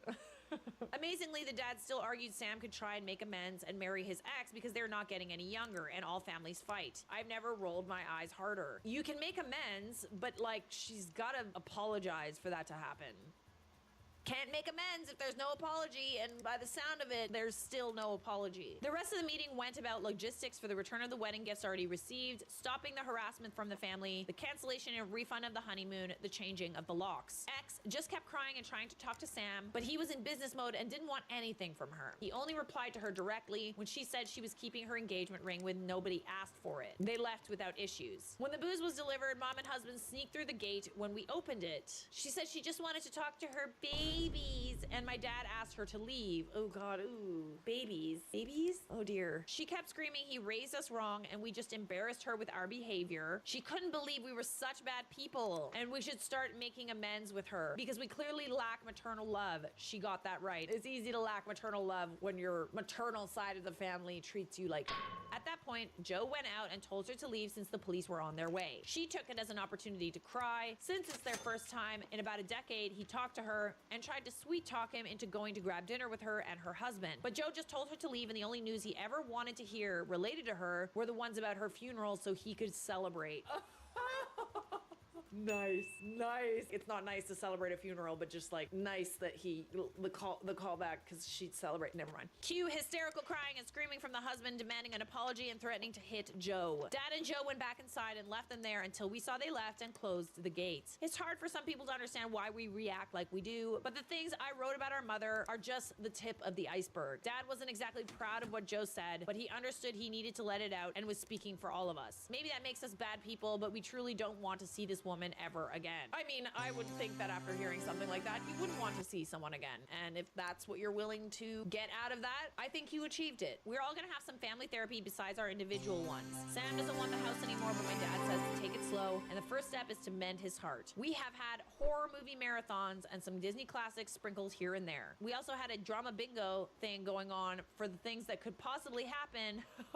I guess we are truly dramatic after all. We love each other and we're raised to treat people well, but we can be petty when pushed. As can I, my friend. As can I. I also feel better knowing she humiliated herself, and while I don't wish to be left at the church to anybody, I would do it again because I love my brother more than I feel bad for her. We will be going on a family trip eventually, but right now we will continue our staycation. This week has been really chaotic. Those who said to be prepared for the pregnancy tactic were incredibly accurate. Oh, I didn't even think about that. Oh yeah. Oh God. She posted it online. People were freaking out again and calling Sam asking if it was true. Sam called her and asked that she delete it. She continued claiming she was pregnant. Whoa. He asked her to delete it and to come talk about it. She deleted it, met up with Sam, and somehow this crazy woman thought he wanted her back. Oh God. Okay, but is she actually pregnant though? Probably not. Let me guess. She's not. I went with Sam and she was very happy until she saw me enter the place. She started crying, holding her stomach, and when Sam asked her if she really was pregnant, she said yes, and told him she didn't want her child to be from a broken family. Sam told her they were going to the doctor immediately to know for sure, and she cried even more, screaming that he didn't trust her. I mean, I would definitely want a pregnancy test at this point, yeah. Long story short, she isn't pregnant. Well, big fucking surprise. I'm not surprised. That was just a manipulation tactic. Honestly, she kind of sounds like a narcissist a little bit. But she posted Sam was forcing her to have an abortion and she was devastated. Jesus. Oh, lordy, lordy. I think that was the right call. I think ending the possible marriage was the right call. As you may imagine, this was a horrible thing to say. People were calling Sam because they were so whiplash from the drama, they didn't know what to believe anymore. When my sister-in-law Anna found out about the posts and the meet, she called Daniela. Oh, we're naming her now, eh? Noted. I am unsure of what was said in that conversation, but but I also never saw Anna this angry. The posts are down, but Anna wrote in an email with all relevant information, including that Daniela was never pregnant, and sent it to everybody in the wedding list. This morning, we heard Daniela had a breakdown after leaving voicemails telling Sam if she couldn't be with him, she wanted to die. Oh, Lord. I hate that. I hate that so much. That's so manipulative. She must be so distraught. I get it, but that is so manipulative. And like, if you tell somebody that, there is no way in hell they're coming back to you. You literally just bought a ticket to crazy town in this person's eyes, so just don't ever use that as a way to get somebody back, because it's not gonna work. This is another tactic straight from our mother's playbook, and Sam simply called the police and told them what happened. Her family forced her into therapy, and she's in observation right now. It brings us no pleasure that it came to this, but we don't want to get involved anymore. We're also changing our numbers and already requested it. It's nice that you actually got the police involved just to make sure. I think that that was very big of you, but again, it also is really not your problem. And it sounds like another case of you need to cut off this narcissist now. Our mother emailed Anna threatening to sue her for defamation regarding the email blast, but we are not worried about it either. Anna's parents are amazing, and they have made it perfectly clear they are on our side and 100% agree with the way she handled things. Joe was enraged, but Anna convinced him to let it go and simply move on. Mother's husband has been a peach, as usual. Dad is considering a restraining order, but they are not great in our country. We did have a get-together at home yesterday, and it was a lot of fun. There was karaoke, dancing, nice food and drinks, games, bouncy house, because why not? We love them. Most people avoided the topic of the wedding and the posts, but those who brought them up did so tactfully. Dad had already given away a lot of the alcohol to his employees. They got to choose what they wanted and got a bottle each. He's also adding bottles into his Christmas baskets this year. We are going to spend the holidays together and traveling. I told Sam about the new paint for the house, and he just doesn't want to live there. He will rent it. I made a joke about me simply eloping or not having a proper wedding to avoid drama, and Joe told me in no uncertain terms I get the biggest party if I ever choose to. So yeah, he is still the best. So after reading all the comments and all of the updates, I can confidently say you are not the a-hole for helping your brother run away from his wedding. But let's see what Reddit had to say. People with normal parents can't and hardly will understand that children that were abused will cut toxic parents as soon as they can. My ex-husband could not comprehend, not even for a second, that I don't love my mother because she never loved or cared for me, ever. I'm so happy for Sam, and shove it, Daniela. Get bent, Daniela! Thanks for the update. The way you guys dealt with the situation is perfect. There's no need to spend your time and energy with toxic people. The best revenge is to cut them off and live a good life. Daniela, go f yourself. You're not the a-hole, my dear. Subscribe! Hey everybody, welcome back. This is some Am I the A-hole spicy best friend wedding beef. Am I the a-hole for refusing to attend my best friend's wedding? All rise for the Honorable Judge Charlotte. You may be seated. I, 28 female, am entangled in a wedding drama of epic proportions. Do tell. My recently engaged best friend, 29 female, asked me to be her maid of honor, and words can't even describe how happy I was. We've been inseparable since kindergarten, and I was ready to make her big day unforgettable. I spent nearly $700 on her bachelorette party, buying cute outfits for everyone and renting a party bus with all-you-can-drink drinks. The other girls pitched in, but I'm the most financially stable, so the majority fell on me. I mean, you sound like a pretty decent best friend. Not because you bought everybody alcohol, but because you felt you wanted to contribute. I helped plan the wedding of her dreams, right down to contacting the vendors and setting dates when she was too busy. So you basically took on the role of wedding planner? I made the save the date and invitation cards. What I'm trying to say is I did a lot for her. 2 weeks before the wedding, my best friend asked me to step down. I'm gonna what? I'm sorry, what? And said that her future sister-in-law would be taking the role of maid of honor. Wow, 2 weeks before, so I'm guessing that you probably planned most of it, paid for most things. Oh God. This is so unbelievably insulting. I can't. If you give somebody a role in a wedding, don't take it away. I was pissed, and we got into a huge argument over this where I admittedly said things that I wasn't proud of. I mean, yeah, I would also probably get really pissed off and say some things that I shouldn't if I had my best friend essentially demote me from the most honorable position in her wedding, and also having paid for a lot of things and showing up in ways that other people didn't. Since then, I've received texts from our friends, best friend's family, the groom's family, and even sister-in-law telling me that I'm a drama queen who needs to get over herself and this isn't about me. I think that this whole thing about like It's their wedding, it's their day. it doesn't give you an excuse to treat people like crap. Like, it really doesn't. And I understand that it's your wedding. You can do whatever the hell you want, but don't be a dick about it. This is super insulting. You hurt her feelings. This has really gotten to me, and I need to know, was I in the wrong? I mean, it kind of depends on what you said. TBH. Okay, so now I'm guessing you said that you're not going to attend your friend's wedding over this? Yeah, I don't know. I need to know what was said. I need to know maybe how much you spent. So let's check out these edits. Edit 2. Thank you to everyone who's been commenting and giving me advice.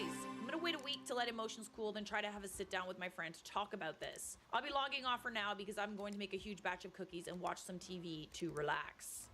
I think that not attending is a little extreme, just my personal opinion. You have a right to be mad at her, definitely. Edit 3, a small update to answer some questions. I asked for $200 of the money back because $500 was a repayment from when she paid my rent in college for a month. I hadn't paid her back sooner because she requested to use it for her bachelorette. Okay, interesting. She's been dating her fiance for 8 years and we're waiting to be more financially stable before getting married. On to the update. I called her this morning and asked to talk. She agreed and we set up a meeting on Thursday at a local coffee shop. I'm a bit concerned because she sounded really shy and nervous on the phone. Hopefully that goes well and I can do an official update with happy news. Thank you for your advice and comments. I definitely think that you do have a right to be mad. I agree with how you feel. I think that what she did was not okay. I also think that if you care about the friendship, you should go to her wedding. Maybe there's other reasons why she, wanted her sister-in-law, or future sister-in-law to be the maid of honor. Let me see what Reddit had to say, okay? Info, did you ask anyone to financially compensate you after you were asked to step down? This feels like a gross bait and switch. Edit, not the a-hole. This is some BS. I tried asking for some of the money back, but she called me money hungry and said I never told her it was conditional. I mean, when you give someone the duty of maid of honor and you make them, I don't know, and then they obviously take on the responsibilities of doing the maid of honor duties, and then as soon as the wedding hits, after all of those responsibilities are finished and paid for, you tell her to step down. That's kind of rude. Like, it is, like... I don't love it. The financial burden is a major part of accepting the role. I'm so sorry this BS is happening. Never mind not attending. I'd probably walk away entirely from this relationship. I wouldn't burn bridges if I can help it in case there's some behind the scenes manipulation / abuse happening. But low contact for sure. This is cruel and selfish of them, not the a-hole. Yeah, you don't exactly know what's going on behind the scenes. Maybe her future husband is forcing her to choose his, sister. You don't really know what's going on. I think that you need more information before you completely write off the friendship. And look at that. Update. Am I the a-hole for not attending my best friend's wedding? Okay, so I guess you didn't go. Hi everyone, this is an update to my previous post, which you can find on my profile. First, I just want to thank everyone for how kind and supportive you all have been, but also how honest. I took everything to heart and everyone's advice was great. Now on to the update. I met my friend at around 9 a.m. yesterday at a local coffee shop. She looked really bad, her hair was greasy and unkempt, she had really bad eye bags, and she seemed totally exhausted. When I asked her what's wrong, she just apologized. I kept prodding, and it turns out that her in-laws are real pieces of work. I'm sure she didn't make that decision lightly, But she also didn't have a right to, you have a right to be mad at her for doing that. You don't need to hear all the BS and, the gaslighting and stuff like that. I wish she had just been honest about that and understood that, demoting you would be a hurtful thing to do. Apparently, they've been harassing her for nearly 3 years about having sister-in-law as the maid of honor at the wedding, and when my friend chose me, they went ballistic. My friend said she thought she'd be able to handle it until the wedding day, but then mother-in-law threatened to ruin her wedding unless sister-in-law was the maid of honor. Oh, brother. Okay. My friend panicked, and that's when she told me I would no longer be the mother-in-law. Oh, not the mother-in-law, maid of honor. She apologized for the money-hungry comment and said she was just in such an awful place mentally, and hearing me mention the money made her really upset. The reason all our friends were attacking me is because they knew about the mother-in-law situation, as my friend never mentioned it to me because she didn't want me to step down because of mother-in-law, and they thought I also knew the whole story. I mean, she definitely should have told you that. It would have made a lot more sense if you're just trying to keep the peace with everybody and you ask someone to step down as a major role in your wedding. I feel like that makes it a little bit easier to understand why someone would do that. As for the fiance, he was completely in the dark. good to know. I'm glad to know that he's not the one behind this, because that is concerning. He doesn't have a good relationship with his mother already, and my friend didn't want to be what destroyed that relationship. When my friend told me all of this, I felt awful. I didn't know she was enduring 3 years of harassment because of me. I mean, it's not because of you. It's because of her mother-in-law. I immediately apologized and she apologized and we both cried a lot. Oh, I'm really glad that you guys were able to work it out. Oh, see? Oh, good. When the tears stopped, she pulled out an envelope with $200 and gave it to me. Oh, she didn't have to do that, but that's nice. I originally refused, but she insisted, so I took it. I encouraged her to tell her fiance because keeping this from him wasn't helping anyone, and if he decided to cut off mother-in-law, then that was his decision, not hers. After talking a lot more about future boundaries, our friendship, and the wedding, I decided I would go to the wedding and we would still be friends. Yay! Yay! Goodness. Kind of sounds like she needs your support, babes. Just saying. I know my friend didn't handle this in the best way, but I've known her for over 2 decades and she's practically my platonic soulmate. That's not something you should throw away because of this. I agree. I'm glad that we came to the same conclusion. Originally, that was how my update ended, but as I was typing this, I received a text from my friend saying the fiance disinvited his mom and practically half the family, including sister-in-law, because of their treatment of my friend and me. She asked if I would be willing to be the maid of honor again, and I said yes! I just wanted to give a final thank you to Reddit for helping me through this, and I hope all of you have a nice night. Oh, this makes me happy. This makes me happy. I feel like all of us are very, very quick to tell people, you know, in these stories, Oh, it's over with. It's done. Who cares? Throw the whole relationship away. it's not that easy. This is real life, okay? These relationships are very nuanced, and obviously, you know, things are shared, and they don't know the whole story. There's always, you know, 3 sides to every story, right? Their side, your side, and the truth. I think a lot of the times, not all, but most, these problems can be solved with a conversation, you know? And if everybody just chills out, everybody chill out, talk calmly, maybe wait till things cool off a little bit, talk about it. Talk about your problems, especially with your best friends and your family members. If you're both able to just kind of like humble yourselves a little bit, you both apologize even when you didn't do anything wrong, be the bigger person. Oh, God, I know I like to preach being petty, but like at the end of the day, it's like, do you want to lose your best friend or not? Most things can be solved with a conversation. Not all, but most.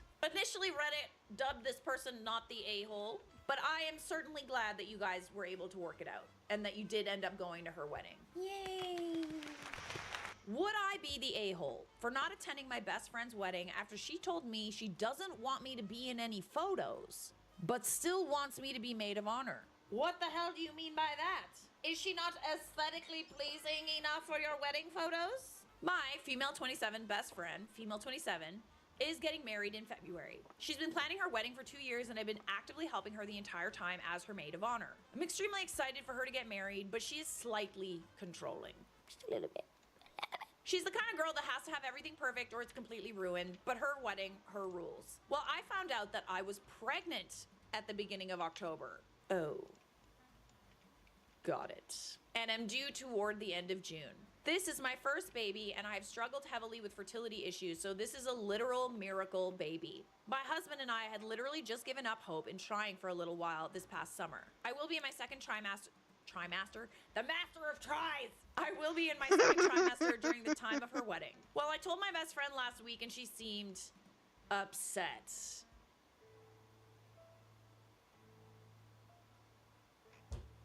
Seriously. The fact that she wasn't like happy for you after, you know, if she was your friend, then she probably knows how hard you've been trying. That's messed up. She wasn't too happy that I was pregnant, and her first question is if I would fit into my bridesmaid's dress.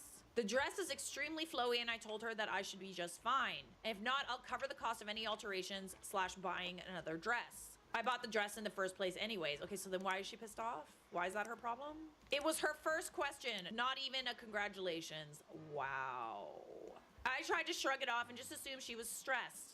Her bachelorette party is next month. I've been exclusively planning it, so I just reached out with the final details to her to confirm everything. During the phone call, she tried to make me feel bad that I wouldn't be drinking with the rest of them, and that it wouldn't be the bachelor party of her dreams, and I told her it would still be fun. What does she expect you to do? Drink and like up your pregnancy? Like, can you just like get a so that you can drink at my bachelorette? I understand understand being a little controlling. Okay, like, if you're a perfectionist, you can be a little controlling about certain things. But this is just, like, dumb as hell. Okay? Just because it's your wedding, that doesn't mean that, like, you can totally forget about being a friend to other people. That upset me even more, but I just tried to shrug it off once again. Today, she called and told me she had a hard decision to make, but she's been thinking about it, and while she would like to keep me maid of honor, she doesn't want me in her pictures. Oh, brother. Yeah, that's hella rude. That's really messed up. She said that my bump would be too distracting. She didn't want her pictures to turn into a maternity photo shoot and that she didn't feel comfortable with it. However, she still wanted me to pay for the bachelorette party, help her plan the wedding, and wanted me to do almost everything maid of honor except be in pictures. And she was debating if she still wanted me to give a speech. Oh, God. Yeah, remember what I said about just, like, cutting people out and just, like, giving them a chance? Hell no. Hell no. Okay, we have more info here. Okay, this is messed up. She is a whole other level of Delulu. She sent me a bunch of bag-like dresses to choose from as my new dress, since I won't need my maid of honor dress. We have been friends since we were 10. I would never, in my wildest dreams, expected her to act this way. Would I be the a-hole for dropping out of her wedding? I really don't feel like paying for and being supportive of a person who treats me like a disposable mooch after years of fertility issues. But I also feel like I may be overreacting, as some of my friends said that I would look odd in the pictures. Thoughts? F those friends. F her. Okay, listen. Again, I do feel like you need to talk to her and tell her that she's being a dick. Okay. She is being a dick. And you've been friends with her for a very long time. 17 years. I feel like you need to tell her exactly why you feel the way that you do, and if she's not receptive, then you drop out of the wedding. And also, congratulations on your pregnancy. We don't even know each other, but I still have the capability of congratulating someone on that. All right, let's see what Reddit had to say about this. There is an update, which I will read after we check out the initial comments. My best friend was 8 months pregnant at my wedding, and I would have paid extra money to my photographer to give us full-on belly shots of her. This is what friendship looks like, okay? Other than pics of me and my hubby, my favorite shot of the day is of me and my BFF both holding her belly in tears. Oh God, I'm like tearing up a little bit. Oh God, that's so sweet. This is exactly how you should behave when your friend is pregnant. I like this story. To see how far we had both come in life. Oh Hi, mate. I probably didn't see, but I actually won that tournament. Now my goddaughter. Mom means was absolutely the world to me. surprised. She's not a friend to you. I don't care how But long it you've was known a her. cash You're prize privileged and to know everything, deserve so to be I in feel loved like ones' pictures regardless of your physical celebrating. state. Drop I out of think the she wedding finally and drop out gets of her it. friendship. Can you upgrade the Congratulations, and I RAM wish on you my luck with ring? finding your tribe. I was so Maybe amazed by chuck the in audacity of this some post, I forgot my judgment, not the a-hole. RGB My mom was close to lighting. due at my aunt's wedding. She never thought she could get pregnant and offered to step down as a bridesmaid. Aunt would not even finish before saying, nah, can't get out of it that easy, and demanding that mom tell her in any way she could to make the wedding easier on the heavily pregnant lady mom was going to be. Computer to After the build wedding, for mom said me she looked was like a she was smuggling triumph. a beach ball, and people If kept asking you her when she was going to have the could baby have already, which seen mom the says jealous cursed me. content Her due date was late July, early August, and I made my debut in mid-June. My aunt was loving it and begging to feel when her I belly told all them night. of Oh, and I its kicked my power. uncle during a dance, apparently. Then I was born on the last day of their honeymoon. They didn't even drop their stuff off. They ran straight to the airport to see mom and me. My aunt was utterly delighted and apparently told me several times, glory "You're my of very Max youngest wedding guest." I just can't even settings. fathom not being happy for like your sister or like your friend, your best friend when she's pregnant, and you're literally just thinking about yourself. Like I actually cannot even fathom that. All right, let's listen to the update.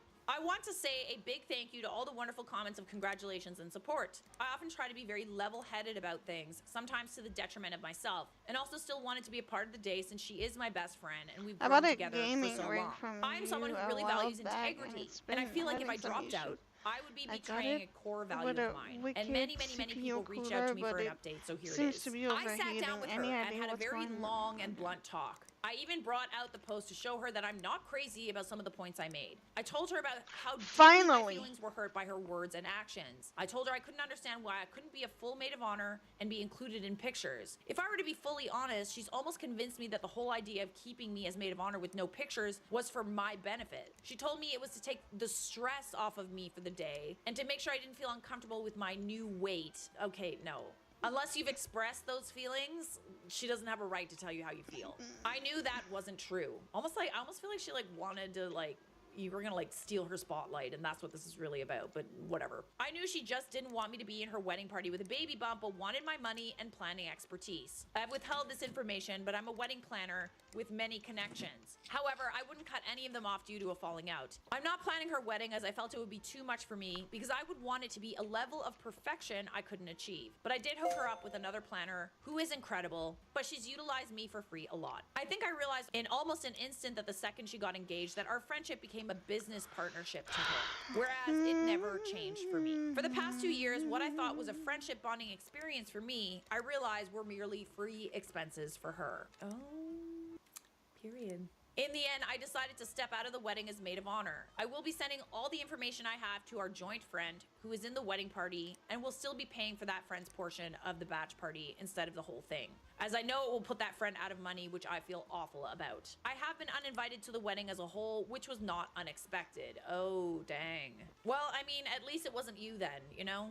At least you know how she feels. There's no salvaging it. My friend was very angry and upset with the conversation and said some deeply hurtful things that will take me a long time to recover from. Probably better that you don't go, honestly. To say I'm devastated is an understatement, as I expected this woman to be the godmother of my child. But I feel extremely relieved to have discovered this before the birth of my child. Now my baby's life will be filled with people who love them unconditionally, and the same goes for me. Once again, thank you all. Appreciate your assurances and help more than you will ever know. Honestly, with friends like these, who needs anemones?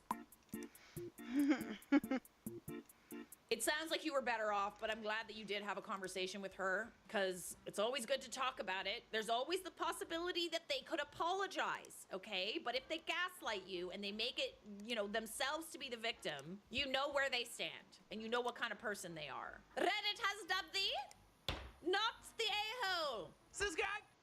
Hey everybody, welcome back. This is some fresh Am I the A-hole wedding drama. I just can't wait to show you. Like, I just can't wait. Am I the a-hole for not inviting my stepsister who bullied me to my wedding? Go on. All rise for the Honorable Judge Charlotte.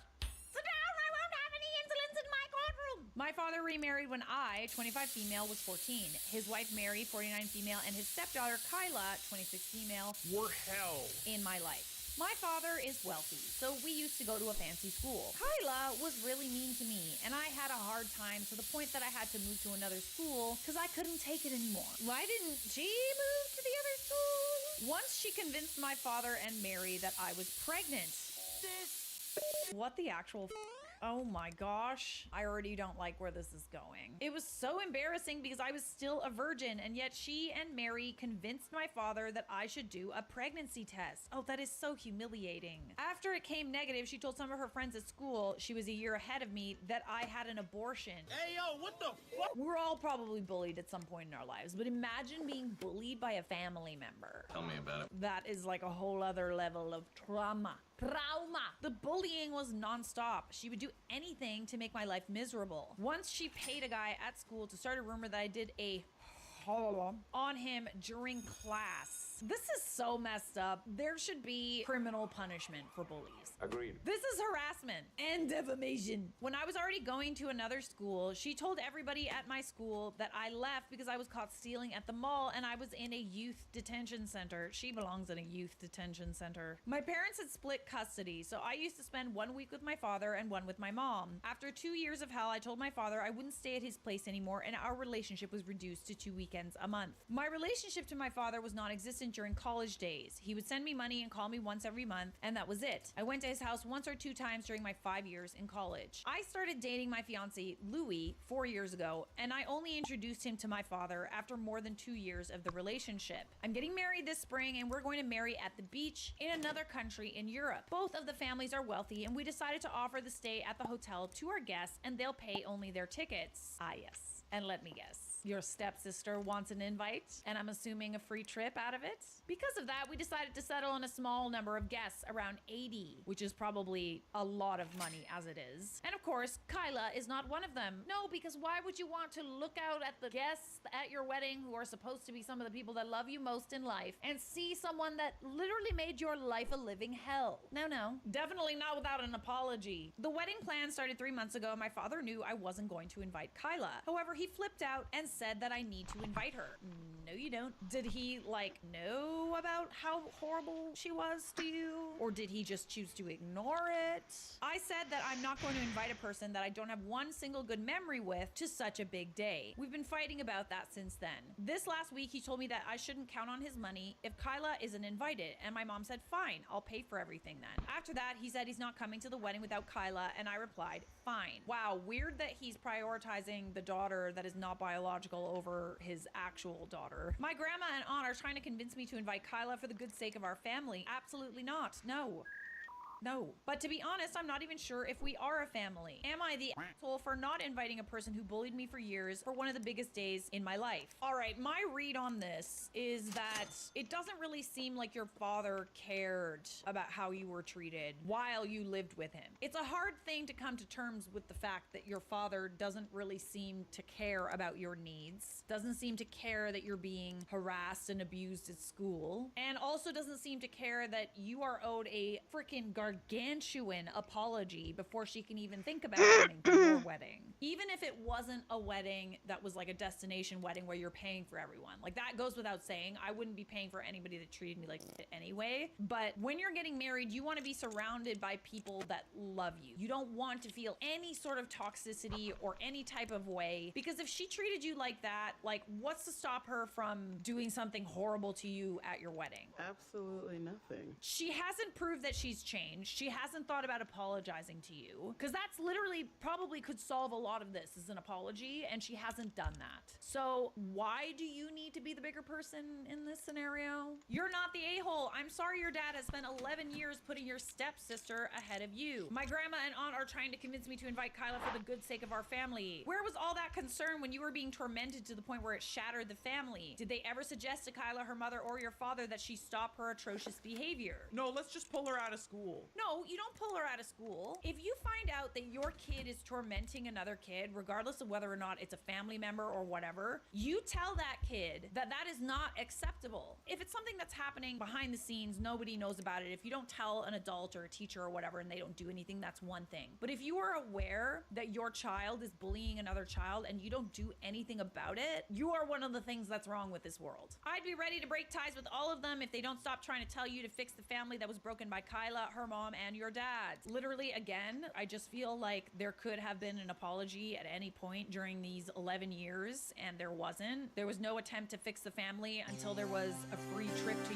Europe. And even though they have a free trip to Europe hanging over their heads, they still don't think it's important to apologize for how they treated you. OP responds, my grandma's point is, what will people think about a wedding without your father? They will think, wow, what did that father do to not get invited? That's not embarrassing for you, that's embarrassing for him. My aunt says I might regret that in the future. Life's too short. My father loves me. I understand and miss him. I mean, he didn't really show you very much love. I wouldn't be so sure of that. I'm sorry to tell you this, he doesn't love you. If he did, stepdaughter would have been out of his house to keep a relationship with you. Like, literally, why are we prioritizing someone that isn't even our biological child? I understand that they're family, etc. Family by marriage. But like, you're his daughter. He should be putting you first. Best line ever from a therapist in response to someone saying they loved me, they just didn't know how to show it. Love is an action verb. It's a brutal truth, but a failure to demonstrate caring actions is a failure to love, and that's on period. All right, we have a little more context that's been added. There's a lot of questions about how much everyone knows about the situation. My father was up to everything, and he never took it seriously. My grandma lives in another country, and I don't know how much she knew at the time, but she knows at some extent now. My aunt knows everything because her daughter is one of my best friends and my bridesmaid. As I pointed out, my family is quite wealthy and they care a lot about family and legacy and those types of things. That doesn't make any sense to me. However, it's very important for them. Well, then they need to tell your father, his wife, and your stepsister to apologize. That's what would fix it. Honestly, at this point, the fact that you don't even know that an apology would solve a lot is very telling. You are not the a-hole, my dear. Am I the a-hole for telling my sister-in-law / best friend that she overshadowed my wedding? Burner account. I, 29 female, am married to Nate, 29 male, and his sister, Denise, 29 female. We were all childhood friends and I married Nate almost a year ago. Denise at the time was 7 months pregnant with her first child. Her husband is Wayne, 30 male. Not too long after our reception started, Denise went into preterm labor. Girl, tell me that you don't think that your sister-in-law overshadowed your wedding because she went into labor. Her pregnancy up until that point was not high risk, so this was completely out of nowhere and stunned all of us. Probably her too. Can't really choose when you go into labor. Possible. She understandably had to leave with Wayne to the hospital, and most of their side of the family left out of concern. She insisted we stay and have fun, and Lord knows Nate and I tried, but knowing she was in unexpected high-risk labor was at the forefront of our minds, and we made the difficult decision to end the reception about an hour and a half early and joined up at the hospital. I'm sorry that that happened at your wedding. Unfortunately, it kind of just seems like circumstances sucked, but I'll let you continue. My nephew, Ben, was born that night, and we were all excited, but I'll admit that Nate and I felt a bit miffed that our wedding was kind of stolen by this event. You can't really steal someone else's wedding when you're going into labor. I don't really think that she planned on that. We kept this to ourselves though. That's probably a good thing, as this was obviously unplanned and it's cruel to put that on Denise and Wayne. But from that point on, nobody ever talked about our marriage, just baby Ben. I'm sorry, what do you expect them to like say? Like they want you to talk about your wedding or how nice it was, or what do you expect the conversation to be about? A little confused about that. The times I think a relative mentioned our wedding can be counted on one hand. It seems a little bit weird that you're expecting people to like just talk about your wedding. It's a little odd. What are you gonna say? Oh my god, I loved your wedding, love that speech. Conversation over. I get it, new additions to the family are ultimately more important, but my wedding day will never just be about my wedding. It'll be about Ben. And whenever he comes up or I see him, I feel bitter because I'm reminded of what happened at the wedding. Girl, you should be so freaking pleased that this happened at your wedding. You should be happy for your sister-in-law and your best friend. Like, what the actual Yes, I know I'm jealous of a baby. I feel like for it. Well, I'm glad you can acknowledge that. Nate was like this too for a while, but grew out of it. I'm still working on it. Oh dear. I don't know, man. I think that this is a problem that you're inventing in your head. I think that, like, of course your loved ones are happy for you and your wedding, but there's a baby now. So when you get married, it doesn't mean that all of a sudden, like, everyone else's lives stop and nothing will ever happen to anybody else because you got married. Ben is turning 1 in 2 weeks, and that's all everyone is talking about. Not a peep about our anniversary. I mean, I don't really talk about other couples' anniversaries, though. You just, like, kind of share it on social media. You do something nice for your husband, and he does something nice for you. Maybe you go away somewhere, do something romantic, and whatever. It's not really about everybody else. Like, it really isn't. It's about you and your relationship. We don't throw anniversary parties for other people. Okay, maybe like a 50th wedding anniversary. We'll throw a big party, you know what I mean? But like, congratulations, you made it to 1 year. No? I already know I'll just be depressed and mopey the whole time, so I asked if Nate could politely tell him I would not be there. He and Denise were pretty upset and demanded to know why. He refused, so she confronted me via text. She told me she's picked up on how I seem sad whenever Ben is mentioned, and said I'm hurting her and I can't tell her why. I decided to be honest and tell her that I've been very depressed, not just for this issue, but is contributing, and that I felt that my wedding was overshadowed by her unexpected labor. Oh dear. Girl, this is not a problem. Like, this is literally something that you're inventing in your head, and like, honestly, you should be happy for your friends when they get pregnant and have children. It doesn't mean your wedding was any less important. Validation from other people should not be what you're worried about. I did tell her I'm not mad at anyone because it was unplanned. I just need to not be reminded of it on my anniversary. So what is she supposed to do? Move her son's birthday so that you can have your anniversary? What the f? Girl, you're being Delulu. She did not respond and just blocked me. But Wayne uninvited Nate and told him to keep him and I far away from his family. Nate's confused and I feel like, am I the a-hole? You're kind of a... Yeah, like, you're kind of being really unreasonable. I don't really see why her having a child is such a big problem for you. And you certainly can't expect to have a friendship with a person that you feel this way about. I'm not gonna lie, you are kind of being an a-hole. It's okay to have these feelings. People get jealous. People get, like, weird about other people overshadowing their successes. It's normal. It's human emotions, and they're very complicated, and they usually have more to do with us than them. But it doesn't mean mean that it's okay. It's not okay to tell your best friend that they overshadowed your wedding because she went into unexpected labor. Like, that's kind of mean. She couldn't help the fact that she was in labor. She couldn't help the fact that she was pregnant. Let's see what everybody else had to say. Ben is turning 1 in 2 weeks, and that's all everyone is talking about. Not a peep about our anniversary. Well, yeah, that's just how things go. Your anniversary is an important date to you. Literally. But with all due respect, it doesn't even mean much to anyone else. You and your husband are the ones who are supposed to be giving each other attention on your anniversary. Literally. So freaking weird, man. You know that Denise didn't do anything to intentionally steal attention away from you. Neither did that baby. Grow up a bit. You're the a-hole. Yeah, you kind of sound like you're upset. You know, like when little kids get upset that someone else got a present on their birthday and you didn't get anything on their birthday? That's what you sound like right now. Maybe it's different with other families, but I've never known anyone other than the married couple themselves to really celebrate their anniversaries, occasionally their kids at most. I think OP needs therapy. This is not normal or healthy. I agree. To have the expectation that other people are gonna celebrate your anniversary is super weird. Don't go there. You're the a-hole, dude, really? No one's talking about your anniversary? Why would they? Over a child's birthday? I was born on Christmas Eve, so yeah, life ain't all about you. Literally, what are you supposed to do? Who cares? Just like shower love on your husband. Phrasing? And he can shower love on you, and you can validate each other. Phrasing. But don't expect validation from other people because it's your anniversary. You gotta figure out what the hell is really going on here. Why is it that you can't be happy for somebody else? Ask yourself that question, because that's what's really going on. The amount of people who seem shocked that nobody else cares about their wedding beyond having fun on the day is astounding, literally. Like, it's a fun party and we'll talk about it, and like if something funny happens or whatever. That's all it is, bestie. That's all it is. Even for their 10th wedding anniversary, they throw a party if they want to party. Literally nobody else cares, and it would be weird if they did. Honestly. People have a huge misconception of how amazing their weddings were. For most guests, it's essentially just a social obligation. I've never discussed a wedding for days or weeks after. Honestly, come to think of it, neither have I. Like, I've said, oh my god, I had so much fun at your wedding, blah blah blah, it was so fun, blah blah blah. That's it. You don't get a medal. You are being an a-hole, my dear. I say, so does Reddit.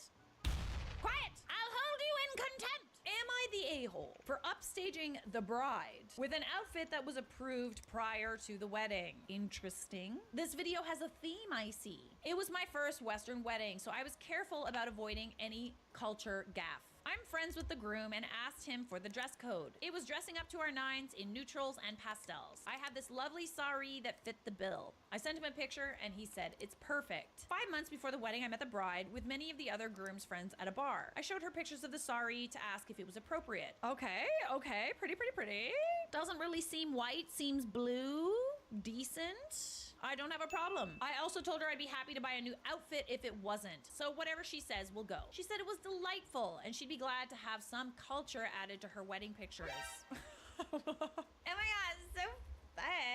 Oh my god, my wedding is gonna be so diverse. Okay. Oh my god, I'm hitting diversity quota with my wedding.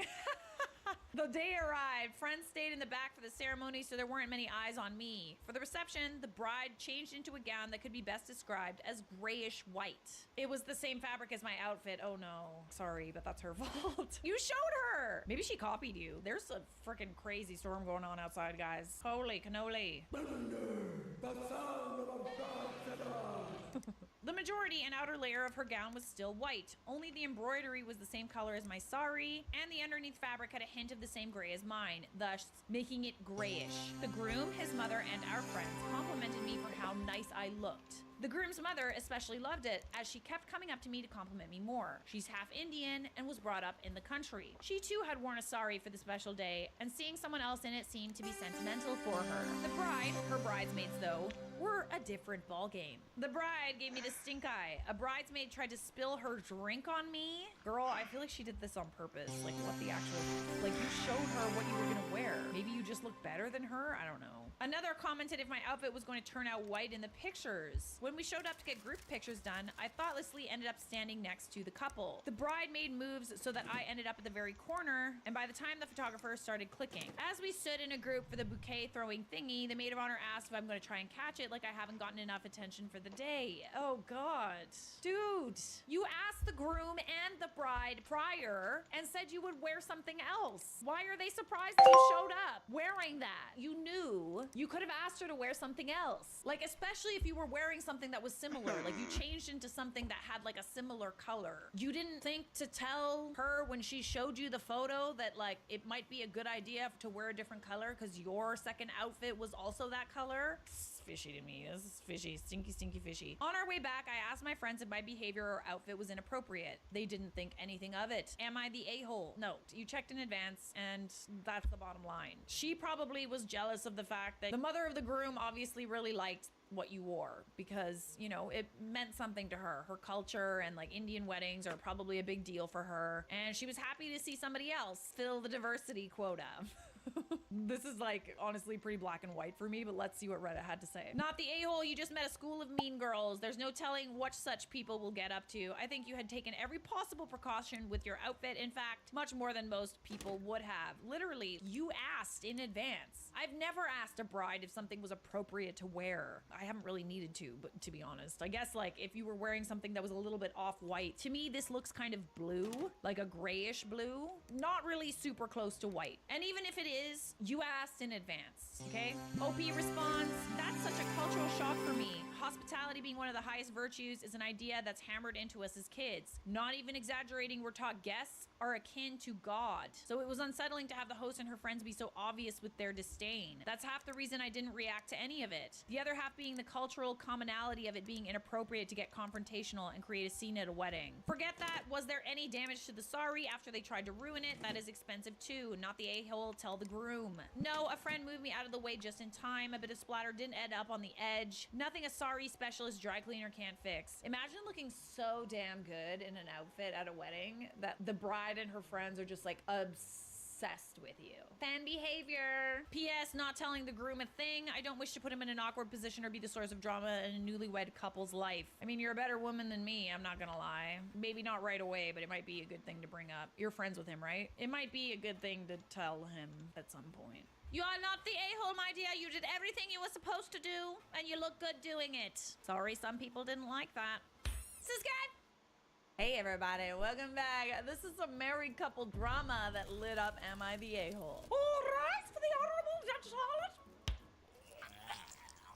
You may be seated. Am I the a-hole for putting my wife on a strict allowance and making her ask me permission to buy expensive things? When we were married, we decided not to fully combine our finances. Okay, that's kind of messy, I feel like. Okay, fair, not traditional. Not sure how you facilitate that, but like, good to know. We have a shared account in which I fund 3/4 and she funds 1/4. We use this account to pay the mortgage, utilities, grocery, etc. We also have our separate accounts where we deposit the rest of our money. Interesting, I've never heard of this before. We're responsible for our own investments and cars. Things all worked well for a couple of years until recently when she came to me crying. Turns out my wife is not good with her money. No way. And owes $150,000. Ooh, that's spread over several credit cards. Whoa, dude. How do you even get to that point? Observe. And her car loan. Unless she wins the lottery, there's no way she would be able to pay off her debt, and I didn't want her to mess up her credit by declaring bankruptcy. At that point, you're literally just being careless. I'm sorry. It's one thing to have even like $20,000 in debt. I feel like the vast majority of people are in debt. This is something very normal. If you're not in debt, congratulations. You make up literally like 20% of the population. However, $150,000, bestie, that's a lot. What are you spending that money on? What the hell is that? An alpaca. I got the last one. I feel like she was just careless and just figured, oh, my husband will bail me out. No. This is like divorce fuel. I decided to loan her the money.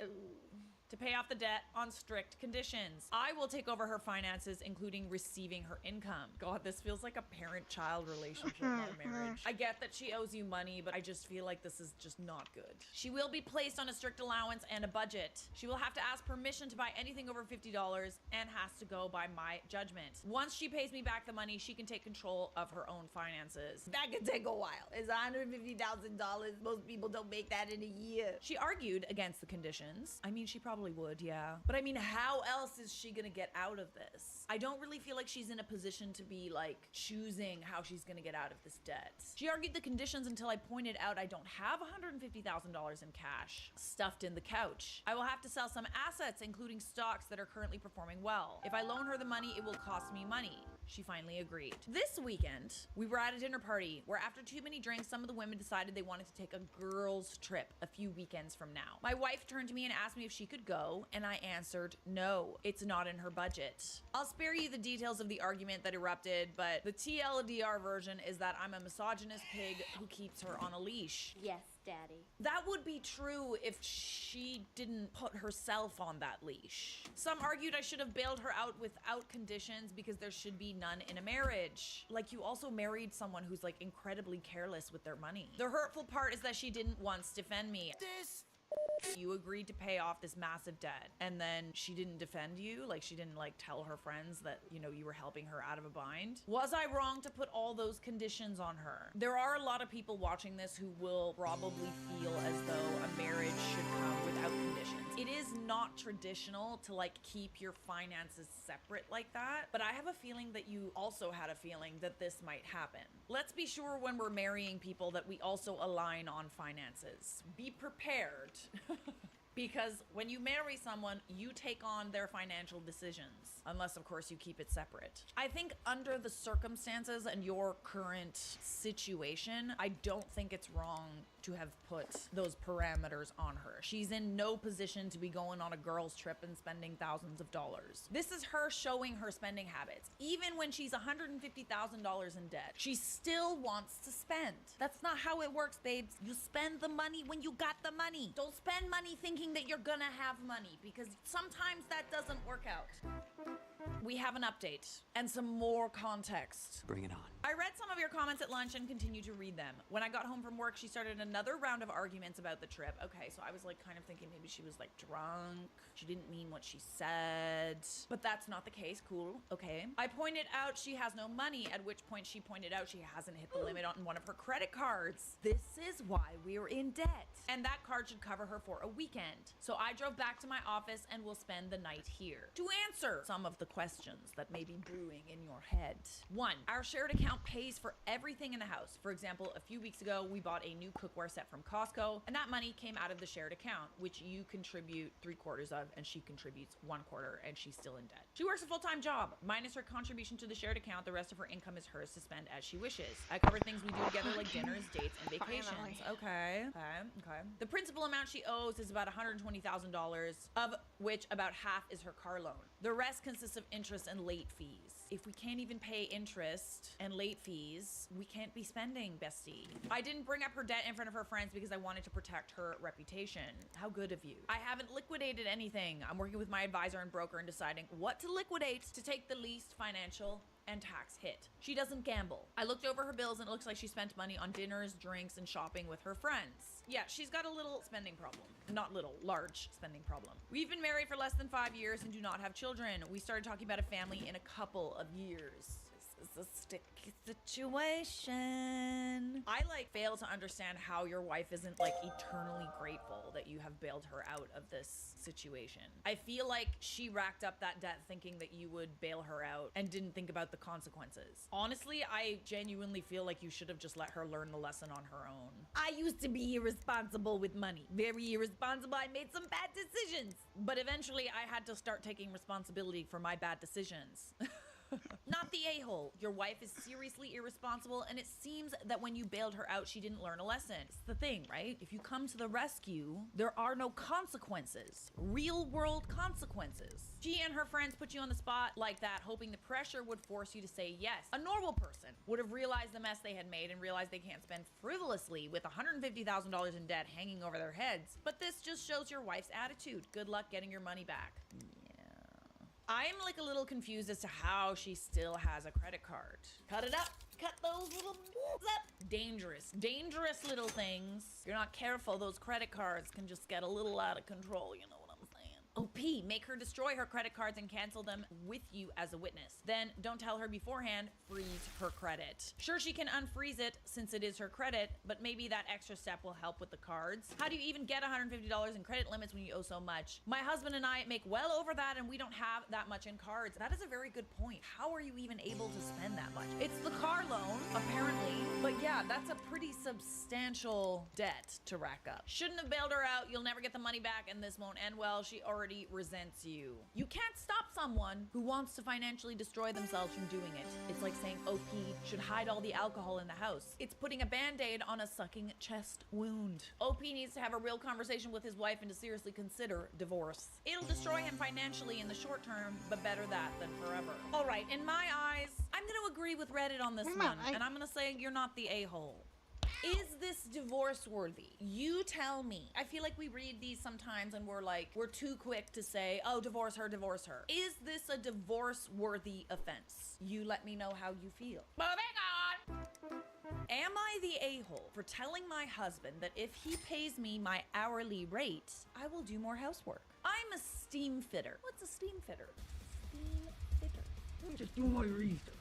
Layout, assemble, install, maintain pipe system, pipe supports, or related hydraulic or pneumatic equipment for steam, hot water, heating, cooling, lubricating, sprinkling, or industrial production of processing systems. I cannot believe I said that in one take, bestie. So she's a steam fitter. I've been at it for a while and I'm in supervision with bonuses and incentives, but not counting benefits. I earn over $100 an hour. Ooh, get your coin, bestie. Nice. I also work out of town. I started doing that once the kids were old enough to take care of themselves with their dad at home. So when my youngest was in middle school and the oldest was a junior in high school. It is great. I love that for you, bestie. I love that. Our retirement savings are piling up and we've been able to splurge on the kids and ourselves. My husband is upset, however, because I decided to pay for a cleaning lady. Hold on. I find that housework tends to come between a couple. My mother told me that the main things that couples fight about are housework and money. So if you can kind of remove the housework from the equation,